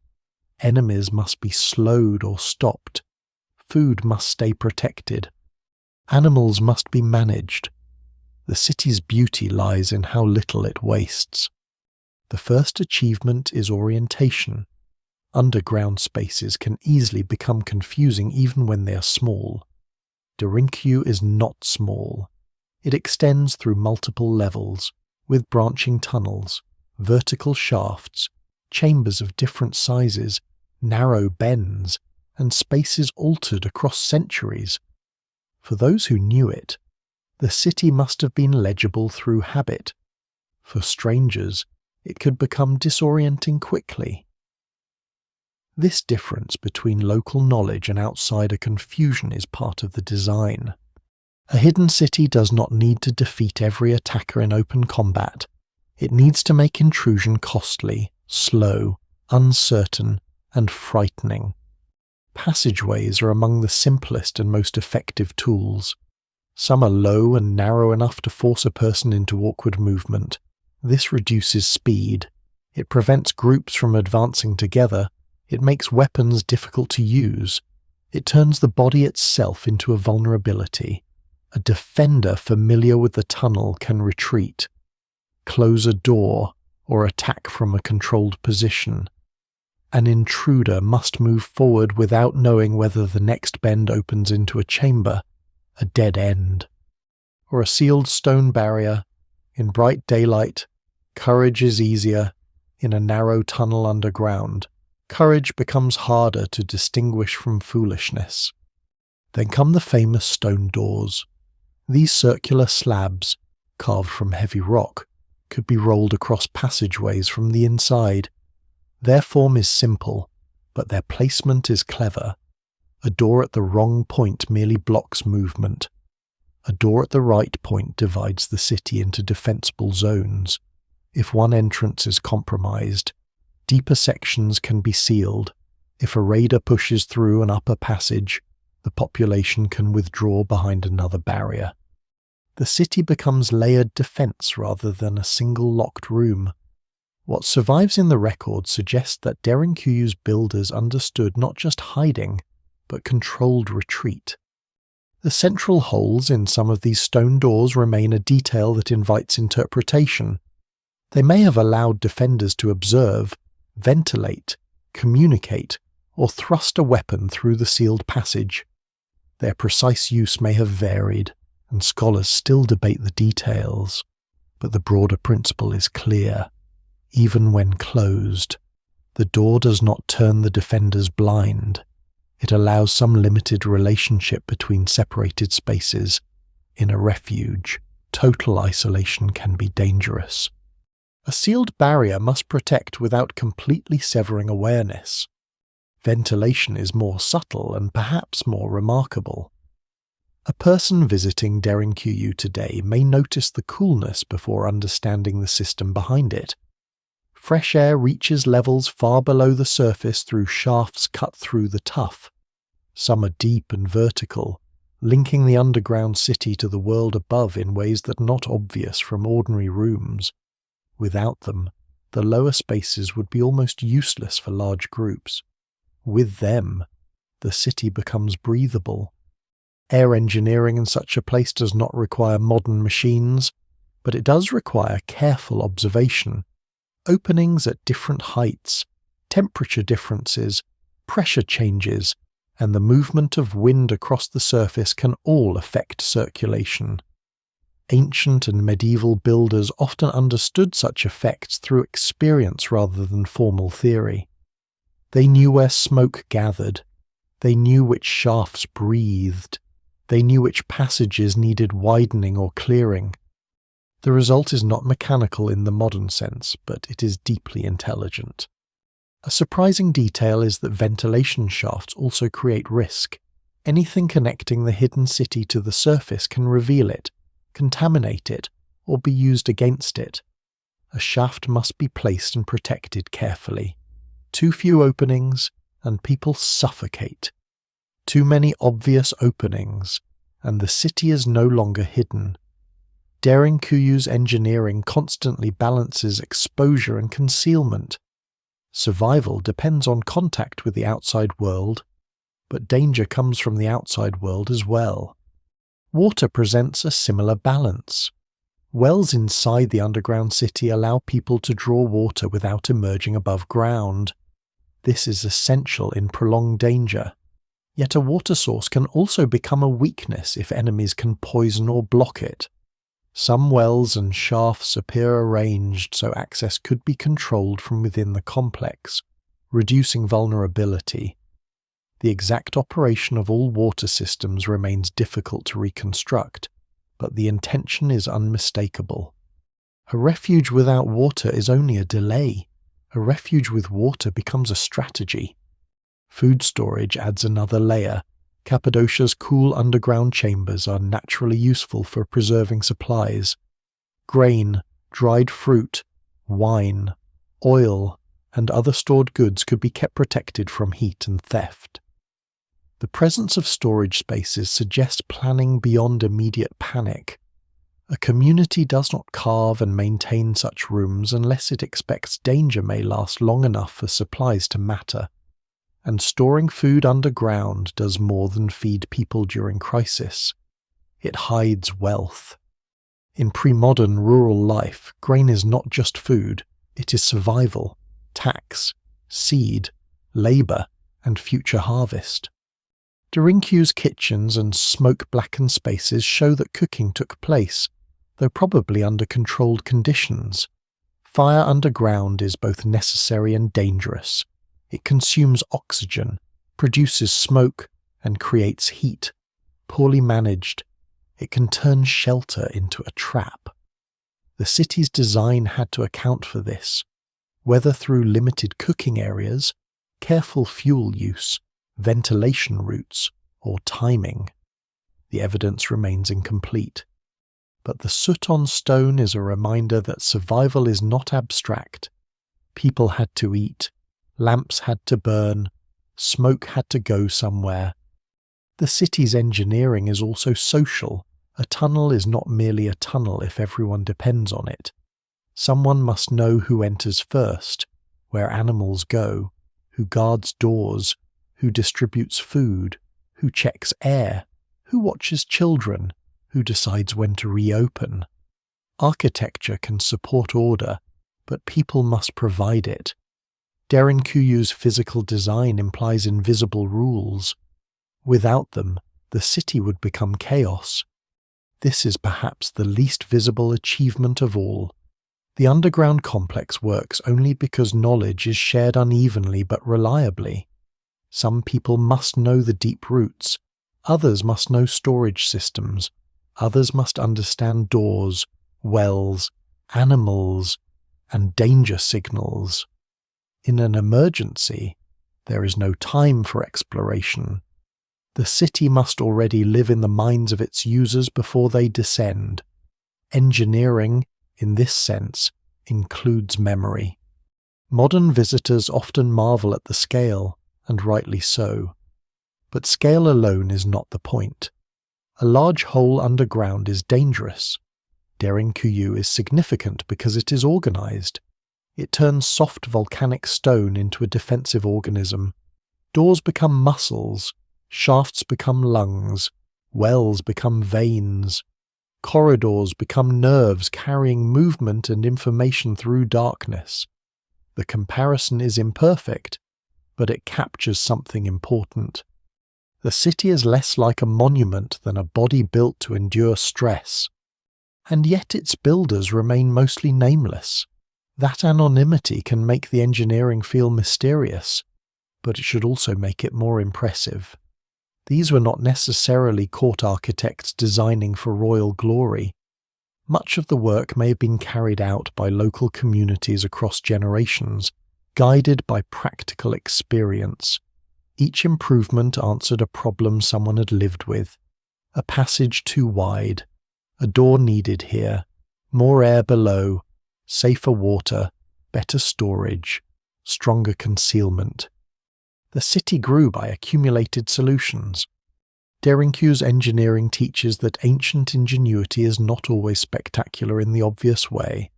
Sometimes the greatest design is the one meant not to be seen at all. It does not announce itself from the horizon. It does not seek admiration. It waits underfoot, ready for the moment when admiration becomes useless and survival is the only measure that matters. Life underground begins with descent, but it cannot remain a single moment of fear. At first, everything is movement. People hurry through entrances that may be hidden inside houses, courtyards, or carved rooms near the surface. Animals resist being led downward. Children are carried or pulled along by the hand. Bundles of grain, skins of water, lamps, blankets, tools, and small valuables pass from one person to another in the tight spaces where the village funnels into the earth. The air cools quickly. Daylight disappears behind bodies. Stone replaces sky. Then the doors close, and the real work of survival begins. Derinkuyu was not designed for comfort in the modern sense. It was designed to keep people alive. That distinction shapes everything. The chambers are functional, not luxurious. Privacy would be limited. Sound would travel strangely. Smoke, sweat, animals, damp stone, stored food, and lamp oil would create a dense atmosphere. The underground city could shelter thousands, but capacity is not the same as ease. A refuge can be successful and miserable at the same time. Still, human beings are remarkably skilled at making routines under pressure. Once the first panic settles, people would need order. Animals remain near upper levels where space and ventilation are more manageable. Food stores are checked. Lamps are rationed. Water is drawn carefully. Children are kept close. Elders are placed where movement is easier. People who know the deeper routes carry messages or inspect passages. Those responsible for entrances listen for signs from above. Time becomes a thing maintained by habit rather than sunlight. The evidence remains incomplete, so any reconstruction of daily life below Derinkuyu must be cautious. Archaeology can show rooms, shafts, soot, storage areas, stables, and defensive features. It cannot fully recover a mother calming a child in the dark, or the boredom of a farmer waiting beside stored grain, or the smell of nervous animals, or the arguments over when it is safe to emerge. Yet what survives in the record suggests a community not merely hiding, but functioning. The underground city was too organized to be a place of pure panic. Cooking would have been careful and limited. Fire is both life and threat underground. Lamps are necessary, but fuel must be conserved. Smoke can reveal occupation if poorly vented, and it can poison enclosed spaces if trapped. Meals may have relied heavily on stored foods that required little preparation grain products, dried fruits, nuts, cheese, preserved meat when available, wine, water, and simple cooked dishes when conditions allowed. Hunger may not have been immediate if stores were prepared, but rationing would begin early in any extended stay.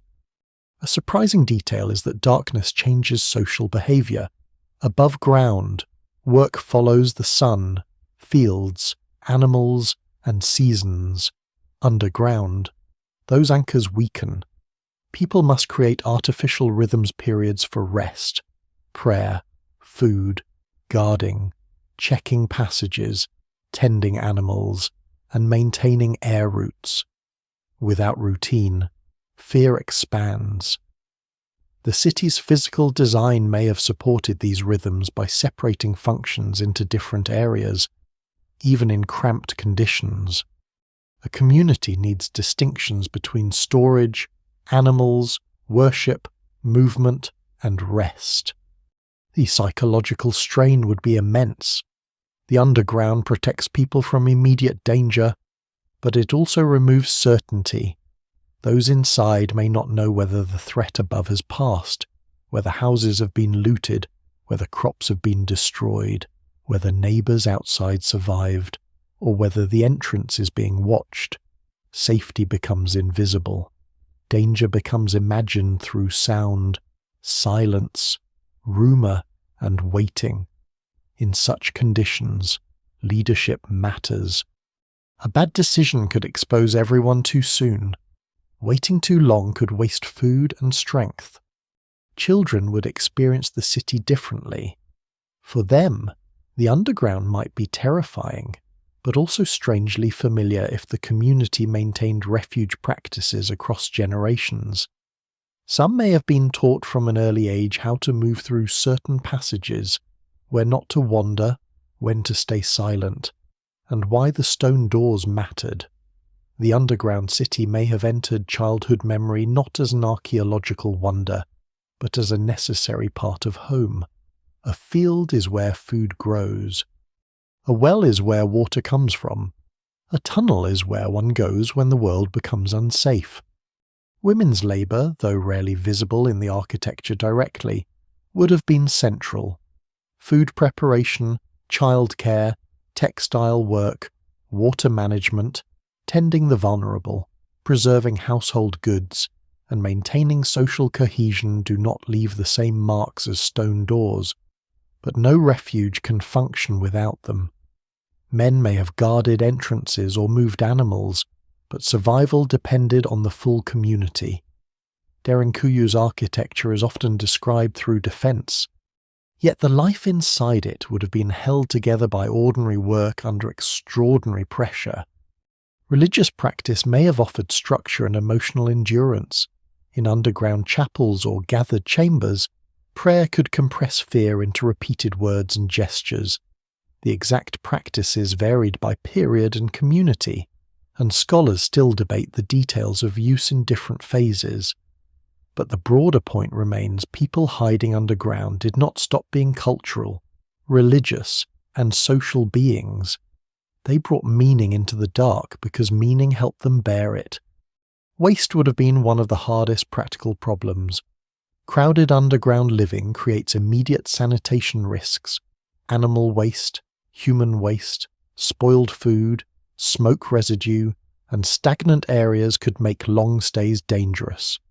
This is one reason Derinkuyi should not be imagined as a pleasant permanent city with people casually living underground for years. It was more likely a refuge used during threats, possibly for days, weeks, or longer in severe cases. Supported by planning but limited by reality. No single explanation fully accounts for every occupation episode, but basic biology sets boundaries. The city also required discipline about movement. Getting lost underground is easy. Wandering into sealed, unstable, or unfamiliar areas could endanger individuals and others. Some tunnels may have been known only to certain people. Defensive doors could isolate sections. Communication had to be controlled. A panic in a narrow corridor could injure more people than an enemy. Derinkuyi's narrowness, so useful against attackers, would also demand calm from those inside. And yet, despite all this, there may have been moments of strange normality. Someone repairs a tool by lamplight. Someone shares dried fruit with a child. Someone leans against cool stone and falls asleep despite fear. Someone checks on an animal. Someone whispers news carried from an upper passage. Someone remembers that a jar of grain is stored in the next chamber. Survival is built from such small continuities. Catastrophe does not erase routine, it makes routine precious. That is what Derinkuyu preserves most powerfully. Not a dramatic scene of heroic battle, but the architecture of endurance. The underground city is a place where ordinary life is compressed, protected, and distorted. It shows people trying to save not just themselves, but the working pattern of a community food, animals, children, faith, tools, memory, and the possibility of returning above. When the danger finally passed, the reopening would have been its own ritual. A stone door moves, air changes. Someone climbs toward the entrance. Light appears not as decoration, but as verdict. The surface might be intact, damaged, looted, burned, or strangely quiet. Every emergence carried uncertainty. The underground city could keep people alive, but it could not guarantee what kind of world would receive them. That tension sits at the heart of life below Derinkuyu. The city offers shelter from history but never escape from it. It buys time. It preserves breath. It hides the vulnerable. It allows a community to wait while violence moves overhead. But eventually everyone must come back to the surface. Because human life cannot remain forever in the dark. Fear in Cappadocia rarely arrives as one clean historical event. It gathers in layers. A raid one generation remembers becomes a warning for the next. A war on an imperial frontier becomes a burned village in a valley. A change of rulers becomes a new tax, a new military road, a new demand for loyalty, or a new reason to distrust strangers approaching at dusk. Derinkuyu was not carved because one danger existed one time. It makes more sense as an answer to a repeated condition the surface world could become unsafe suddenly. And ordinary people needed somewhere to go before power decided their fate for them. The region's position makes this almost inevitable. Cappadocia lies in central Anatolia, not on the edge of history but in one of its corridors. Armies crossing between east and west, imperial authorities trying to hold territory, raiding parties seeking supplies, and communities caught between rival powers all turn the landscape into a place where movement can become threat. For those who live there permanently, the problem is not simply invasion in the grand sense, it is exposure, fields. Animals, homes, churches, stored harvests, and families are all visible above ground. A raid does not need to conquer a province to destroy a life. This is why underground refuge has such practical force. Raiders often move quickly. They may not have time to excavate every hidden entrance, force every stone door, or explore dangerous tunnels where defenders know the ground better. If a community can disappear with enough food, water, animals, and valuables, it may survive the violence that ruins those who remain exposed. Derinkuyu turns patience into defense. It allows villagers to trade comfort for time. During Byzantine centuries, Arab raids into Anatolia provide one historically plausible context for expanded use of underground shelters. Cappadocia, with its rock-cut churches and settlements, lay within a world shaped by frontier insecurity. But it would be too narrow to assign the entire city to this one cause. Earlier conflicts, local banditry, Persian and Roman struggles, later Turkish-Byzantine warfare, and other periods of instability may all have contributed. Scholars still debate which dangers mattered most in which phases. The architecture points to threat, but not always to a single named enemy. That uncertainty is important. History is often written around rulers and armies because their records survive. But Derinkuyu speaks to the kind of fear that official records rarely preserve. the people who used it may never have known the full political reason danger came. They might not have cared whether a raiding group served a caliph, a king, a rebel commander, or no recognized authority at all. What mattered was whether animals were taken, houses burned, children endangered, grain stolen, or sacred places violated. In that sense, the underground city preserves the local meaning of large events. Religious persecution may also have played a role in some periods, though it should not be overstated or simplified. Cappadocian Christians may have used underground spaces to protect themselves, their worship, and sacred objects during times of threat. Later Christian communities under changing political conditions may have continued to rely on hidden spaces, but the popular image of a single persecuted group living secretly underground for centuries is too neat.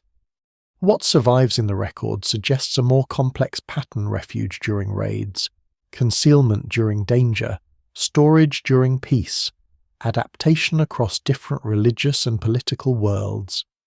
The rolling stone doors make most sense in this unstable environment. They are not symbolic. They are bluntly practical. Their purpose is to stop people.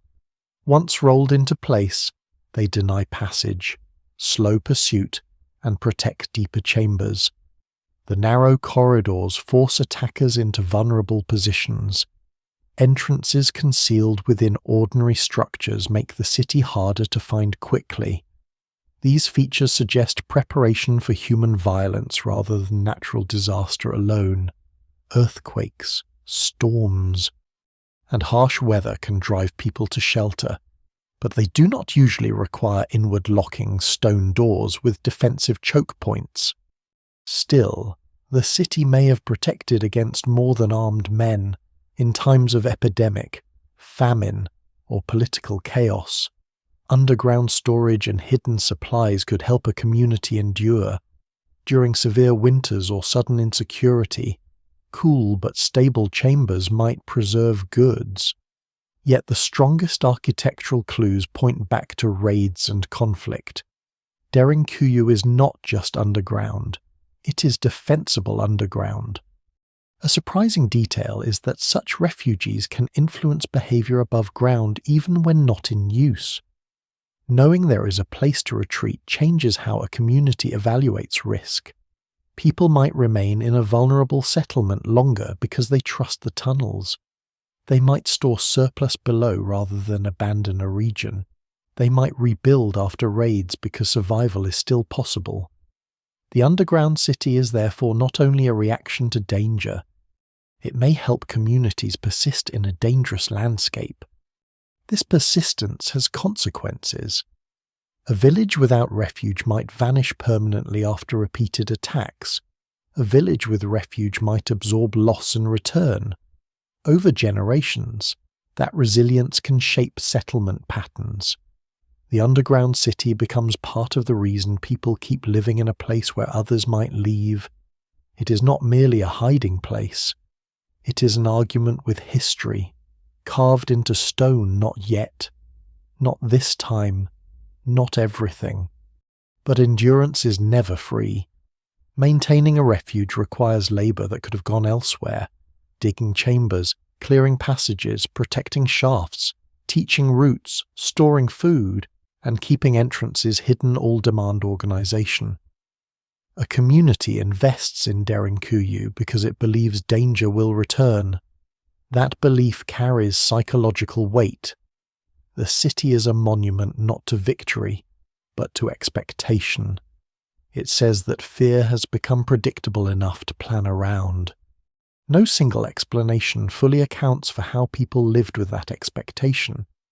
Some may have treated the underground as normal precaution, like storing grain for winter. Others may have dreaded it.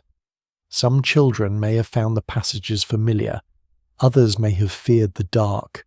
Some leaders may have gained authority because they controlled access, supplies, or knowledge of routes. In times of danger, the underground city could unite a community, but it could also expose inequalities. Who entered first, who guarded the doors, who received food, who decided when danger had passed? The archaeology cannot answer all of this, but the questions matter because refuge is social, not only architectural. A tunnel saves no one unless a community agrees how to use it. Fear can produce cooperation, but also conflict. The smooth functioning implied by Derinkuyu's design may hide moments of tension, in darkness, under threat, with limited supplies. Ancient communities were no more magically harmonious than modern ones would be. Their achievement lies in having systems strong enough to work despite human strain. When imagining Derinkuyu during a raid, it is easy to focus on the attackers above, but the deeper drama may be inside. People wait, they conserve oil, they listen, they argue quietly over signs, they wonder if smoke has been seen, they wonder whether those not yet inside have been lost. They wonder how long stored food will last. The stone protects them, but it also concentrates their fear. The city is both shield and pressure vessel. And then, eventually, danger moves on. That is the terrible simplicity of many raids. They come, take, burn, and leave. The underground doors open. People return to the surface and count what remains. Some losses can be repaired. A roof can be rebuilt. A herd can grow again if enough animals survive. Fields can be replanted if seed grain remains. A chapel can be cleaned. A dead person cannot return. A child taken cannot be replaced. The city helps survival, not innocence. This is why Derinkuyu should not be romanticized. It is ingenious, but it was born from insecurity.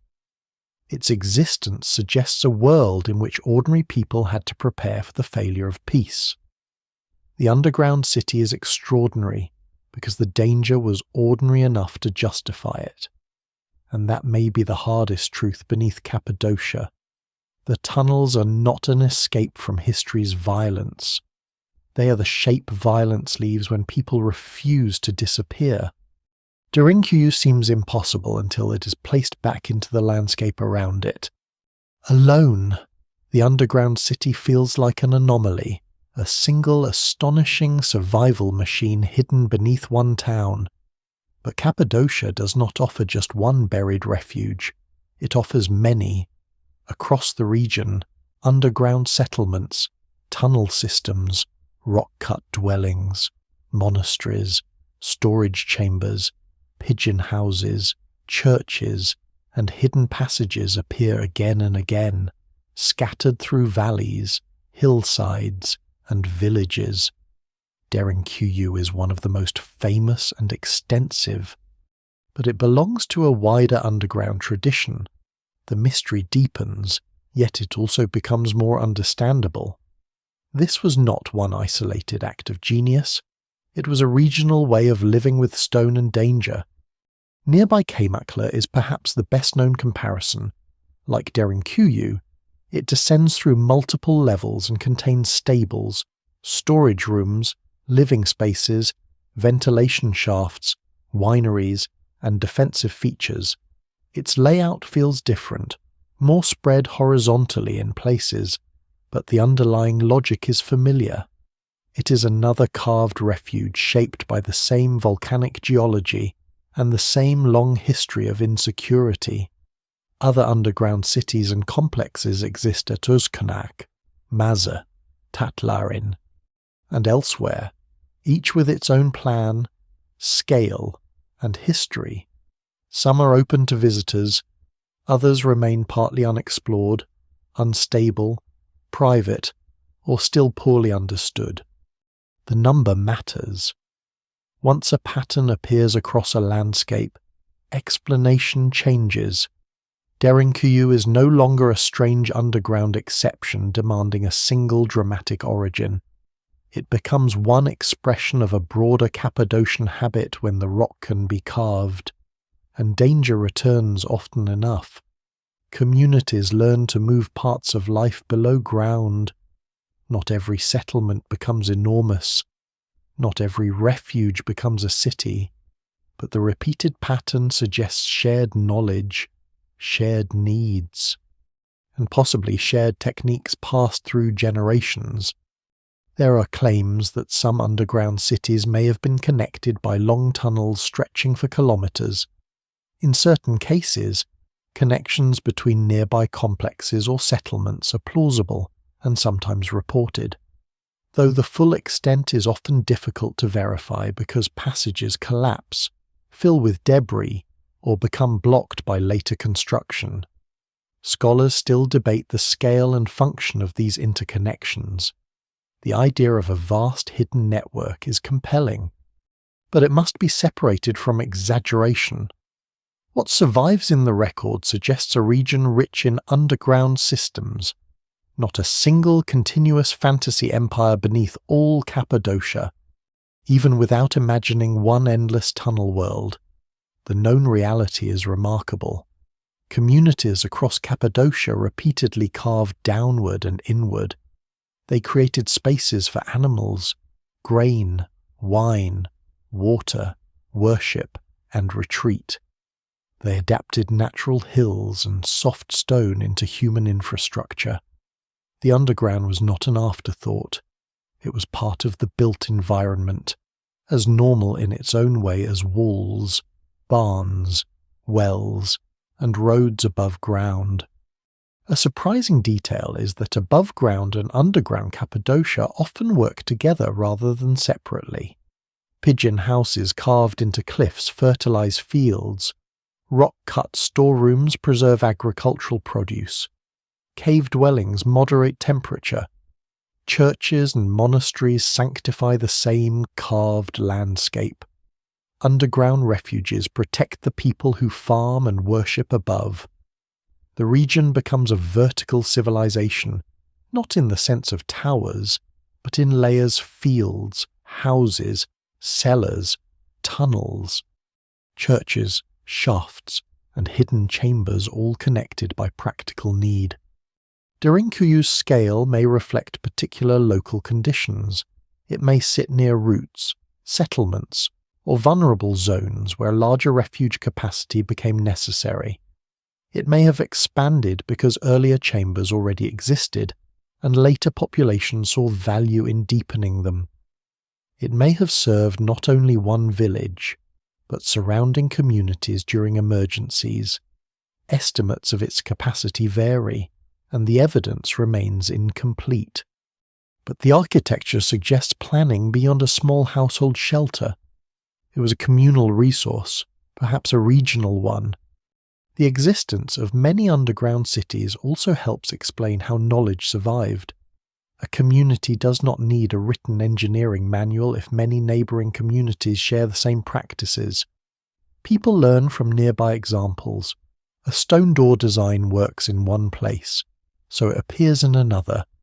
Ventilation problems are solved through experience.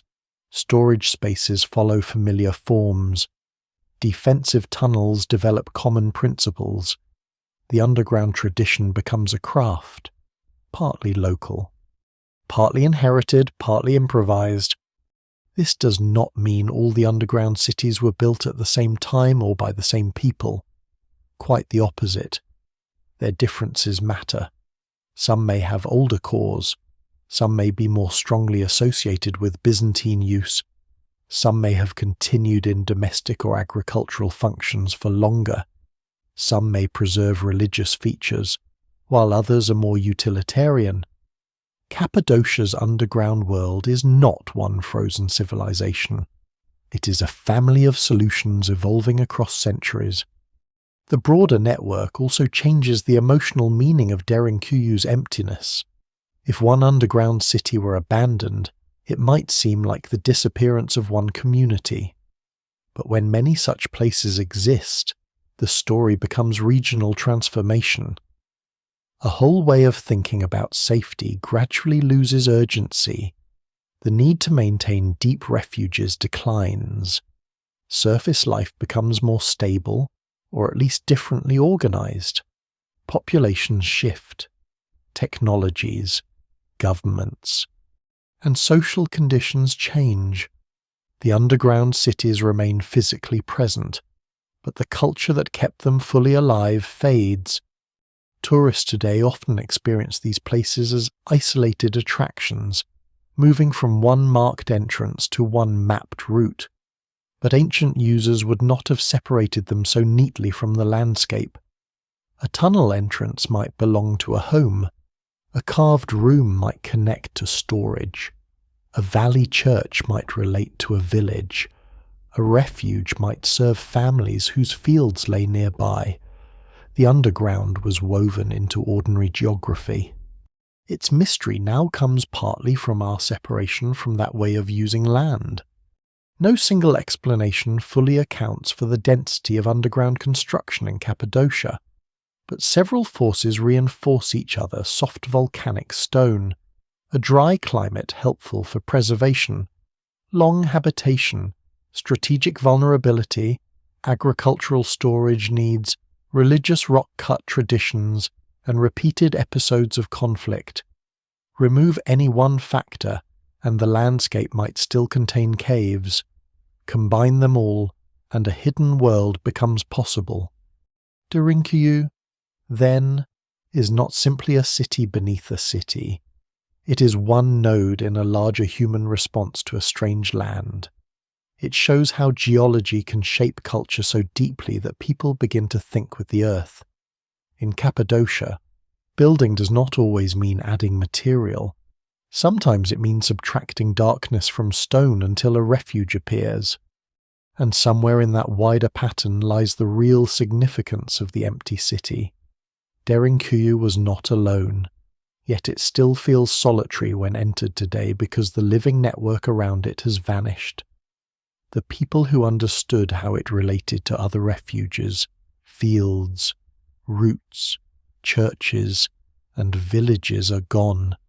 The tunnels remain, but the web of meaning has thinned. What is left is enough to astonish, but not enough to complete the story. Across Cappadocia, the earth is full of rooms made for emergencies that have passed into silence.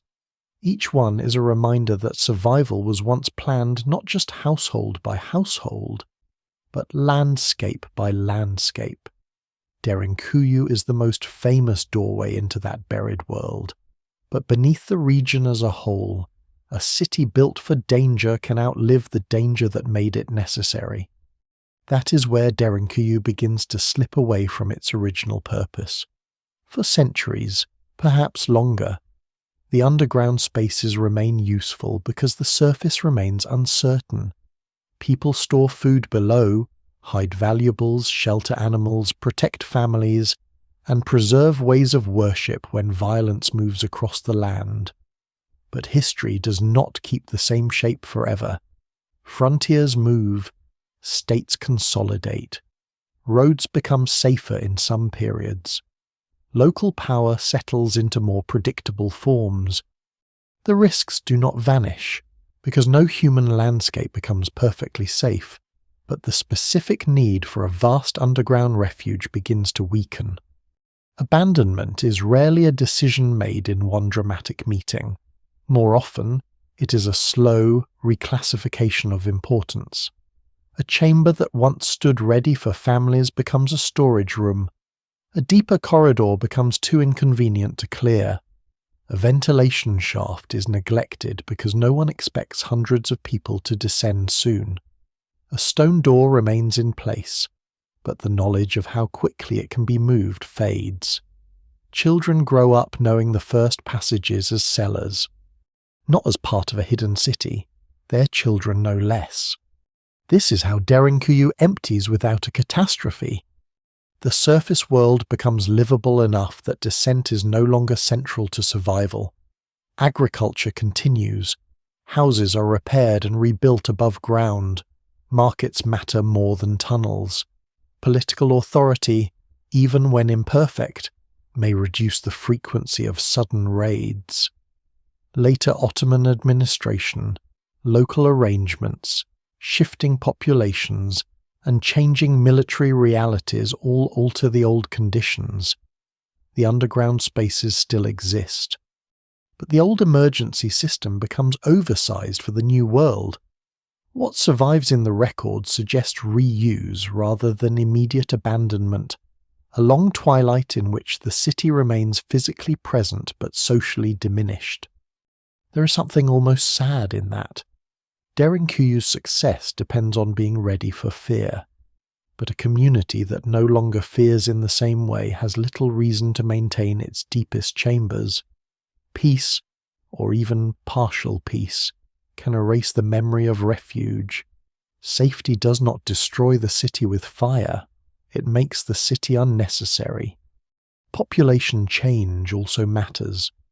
Cappadocia's communities were not fixed forever. Migrations, conversions, economic shifts, wars, resettlements, and later political upheavals changed who lived in the region and how they related to older spaces. A tunnel system depends on continuity of local knowledge. When families move away, when languages change, when religious communities shrink or relocate, when houses pass into different hands, the underground map fractures. People may inherit stone rooms without inheriting their full story. A lesser-known detail is that many underground spaces in Cappadocia remained part of everyday life in modest ways long after their defensive purpose declined. They could serve as cool storage, wine cellars, animal shelters, or extensions of homes.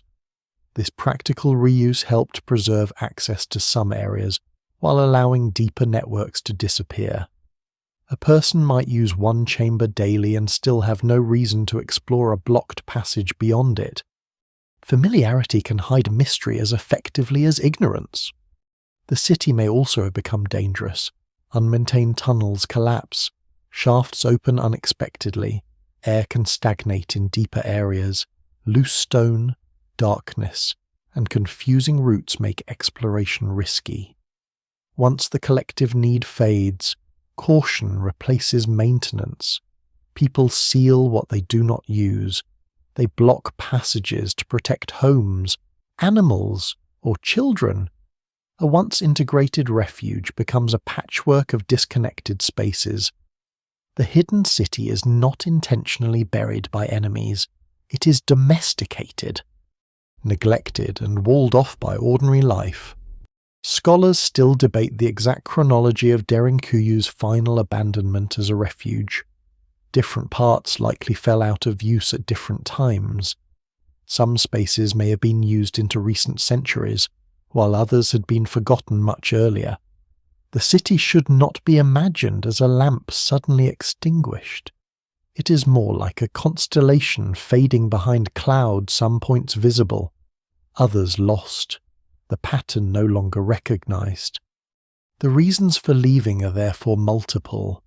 The dangers changed, the community changed, the economy changed, the surface became more practical, the underground became less necessary, maintenance became harder to justify, memory narrowed, and eventually the enormous structure built for thousands survived mostly as fragments of local use and rumour. There is a deep irony here. Derinkuyu was built so that people could disappear from danger. Over time, the city itself disappeared from full human understanding. Its purpose turned inward until even those living above it did not grasp the full scale below.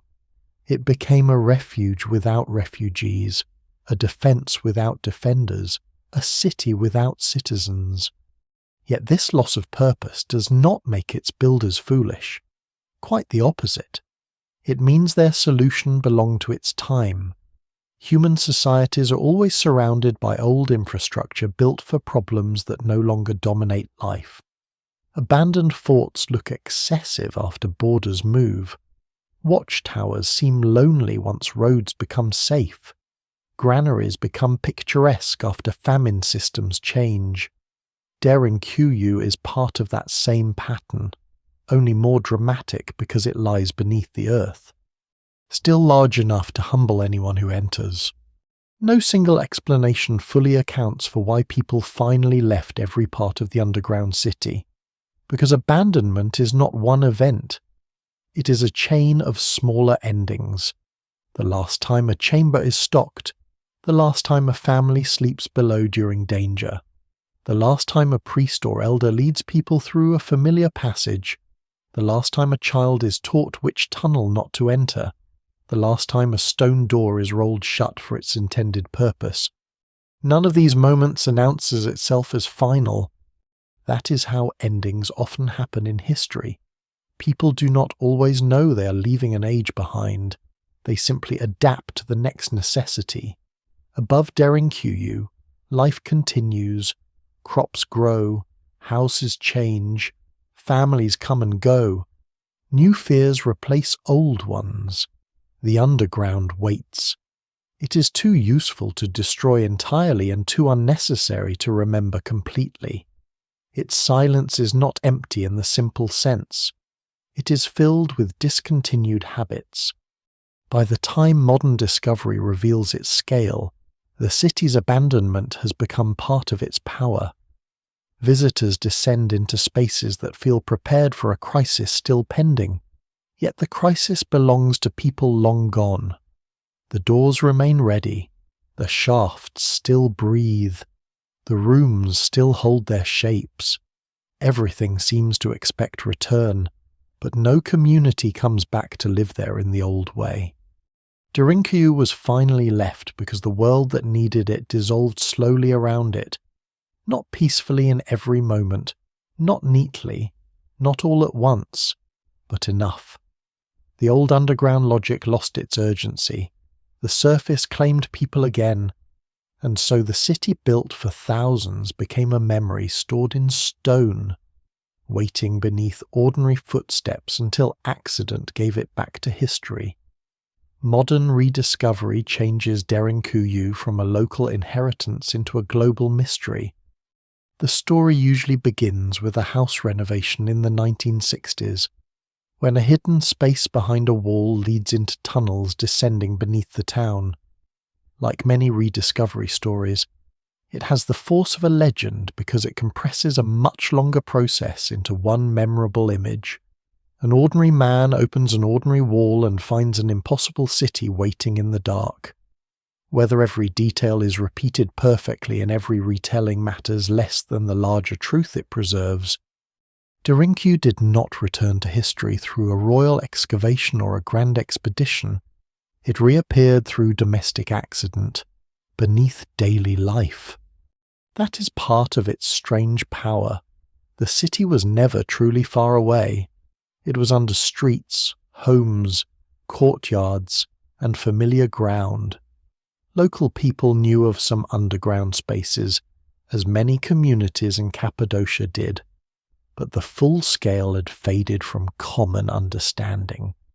A cellar could be recognized without the city behind it being understood. A tunnel could be avoided without being mapped.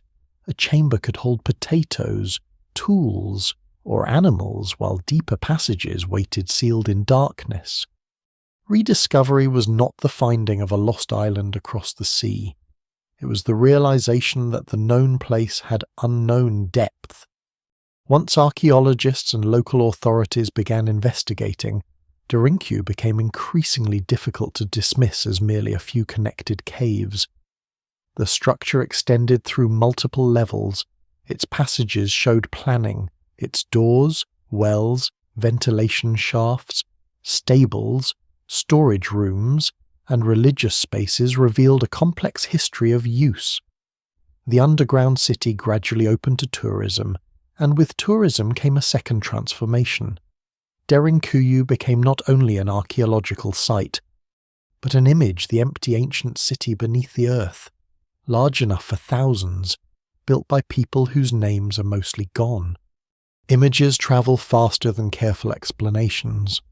Soon the underground city entered the world of popular mystery. Photographs of round stone doors, dark tunnels, and deep shafts invited speculation. Television programs, travel articles, online videos, and casual retellings often emphasized the most dramatic possibilities. Some accounts made the city older than evidence can securely prove. Others inflated its capacity or imagined it as a continuous secret civilization beneath Cappadocia. Fringe theories attached themselves to it easily, especially those claiming lost advanced peoples or non-human builders. These claims are unsupported, but they reveal something real about modern imagination. When people see ancient labour they cannot personally imagine performing. They often mistake patience for impossibility. The mainstream explanation is more grounded and more human. Derinkuyu was carved into soft volcanic tuff, probably developed across many periods, used especially as refuge, storage, and community infrastructure, and expanded by different groups under different pressures. That does not make it less extraordinary. It makes it more believable and, in many ways, more moving. No impossible technology is required. Only geology, fear, skill, memory, and time. Scholars still debate many details, the earliest phases of excavation, the exact number of people it could hold, the full extent of blocked passages, the relationship between Derinkuyu and nearby underground settlements, and the functions of some ambiguous rooms. These uncertainties are legitimate. They keep the site alive as a subject of study. But uncertainty is not an invitation to invent anything at all. Good mystery has boundaries. It asks what the evidence can bear. A surprising detail of modern Derinkuyu is how tourism changes perception. Visitors often move through a controlled route with lights, signs, railings, and guides. This makes the city accessible, but also transforms it. The underground world becomes safer, cleaner, and more legible than it would ever have been during crisis. Electric bulbs replace oil lamps. Open walkways replace blocked passages. Modern air movement and visitor management soften the claustrophobia. The experience remains powerful, but it is not the same as descending with a frightened community while danger waits above. Even so, many visitors feel the pressure of the place immediately. The ceilings lower, the walls close in, the air cools, the stone doors appear too heavy, too practical, too real to be treated as decoration. The mind begins filling the chambers with absent life. It imagines animals shifting near entrances, grain stacked in storerooms, smoke on ceilings, people sleeping in crowded darkness, someone listening at a sealed passage. Derinkuyu does not need exaggeration. Its ordinary details are enough. Modern misunderstanding often comes from wanting the city to have one secret. But Derinkuyu's truth is layered. It is not only ancient, not only medieval, not only Christian, not only defensive, not only domestic, not only abandoned, not only rediscovered. It is all of these at once across time. The desire for a single hidden answer may be less accurate than accepting a slower story of accumulation. The city's mystery is not a locked box. It is a long corridor with many turns. Archaeology continues to matter because the site is fragile. Underground spaces can be damaged by moisture, vibration, careless tourism, unauthorized digging, and simple misunderstanding. Preserving Derinkuyu requires seeing it not as a fantasy stage set, but as a historical environment. Every wall, blocked passage, soot mark, carved niche, and alteration may hold information. Once destroyed, that information cannot be replaced by imagination. The rediscovery also raises a broader question about how much of the past lies beneath places considered ordinary. Derinkuyu survived because it was hidden, but also because people lived above it without fully disturbing it.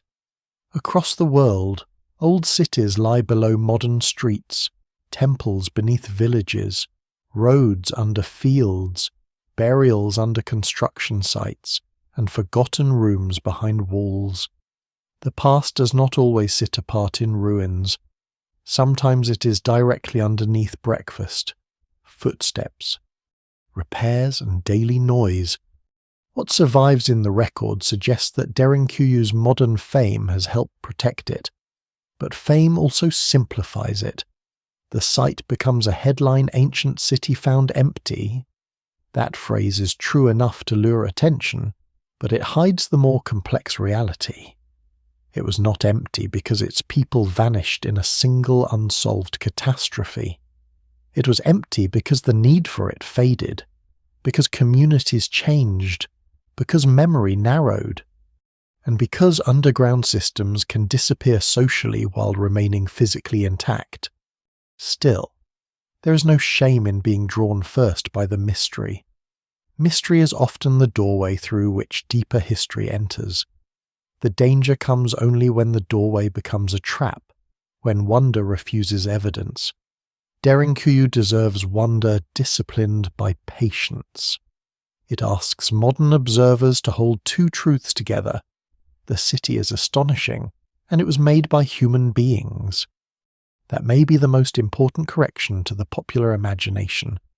Ancient people did not need to be mythical to be capable. They were observant, adaptive, frightened, stubborn, inventive, and practical. They knew their stone, they knew their dangers, they knew their community's needs. They carved what the world required from them. Rediscovery, then, is not simply the moment modern people found Derinkuyu.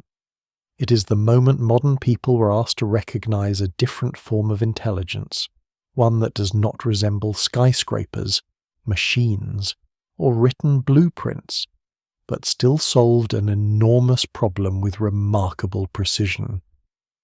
Behind the basement wall was not a riddle from another world. It was a human answer from this one, waiting patiently in the dark. Derinkuyu remains most powerful because it refuses to behave like a ruin in the ordinary sense. A ruined palace still points toward power. A broken temple still points toward worship. A fallen wall still points toward defense. Even when such places are damaged, their purpose often stands in the open. Derinkuyu is harder to hold in the mind because its meaning is hidden twice, first by the earth, then by time. It was never meant to impress strangers from a distance. It was meant to become invisible exactly when visibility became dangerous. Its greatest success, for those who used it, was that an enemy might pass overhead and never know how much life waited below. This is why the empty city feels so intimate. It does not speak first of kings or conquest. It speaks of communities trying to keep ordinary things alive under extraordinary pressure.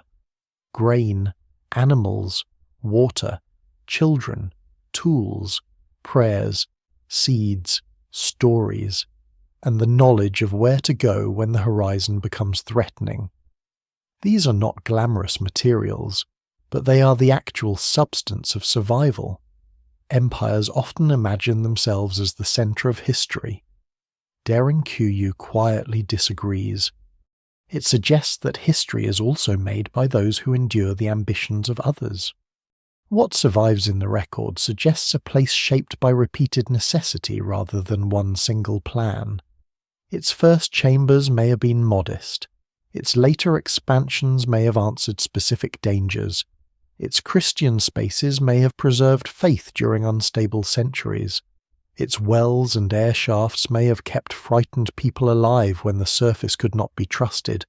Its stone doors may have turned panic into strategy. Scholars still debate its earliest origins, its full capacity, and the exact sequence of its growth, but uncertainty does not weaken the city's significance. It makes the place more honest. Real human history is rarely clean. Derinkuyu also changes the way civilization itself is imagined. The word city usually brings to mind streets, markets, walls, monuments, and public life under the sky. Derinkuyu is a city of reversal. Its streets are tunnels. Its skyline is the town above it. Its walls are the earth itself. Its public spaces are chambers of emergency. It was built not to gather people into visibility, but to remove them from sight. Yet it still belongs to urban history because it required coordination, planning, shared knowledge, infrastructure, and trust. A city does not stop being a city simply because the sun cannot reach it. There is a surprising humility in that. Derinkuyu does not show civilization at its most triumphant. It shows civilization at its most vulnerable, and therefore perhaps at its most revealing. The city admits that settlement is fragile. A village can be emptied. A harvest can be stolen. A church can be attacked. A family can lose everything in a single afternoon. To carve an underground refuge is to acknowledge that walls, rulers, and distance may fail. It is also to refuse surrender.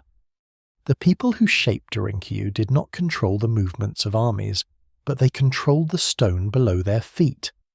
No single explanation fully accounts for the emotional force of the place. Part of it comes from scale. Part of it comes from darkness. Part of it comes from the absence of names. But perhaps most of it comes from recognition. Modern people understand, even across centuries, the desire for a safe room when the world becomes unpredictable. The materials change, the fears change, the technologies change, the instinct remains. Derinkuyu is ancient, but the impulse behind it is not remote. And still, the city is not only fear. If it were only fear, it might feel smaller. Its true legacy lies in the combination of fear and care. Fear opens the need for refuge. Care organizes it. Care stores the food, protects the animals, teaches the roots, maintains the shafts, carries the children, preserves the rituals, and remembers which passage leads back toward light. Derinkuyu is not just a monument to danger. It is a monument to the labor of keeping a community whole when danger comes. That labor eventually ended. The old reasons changed.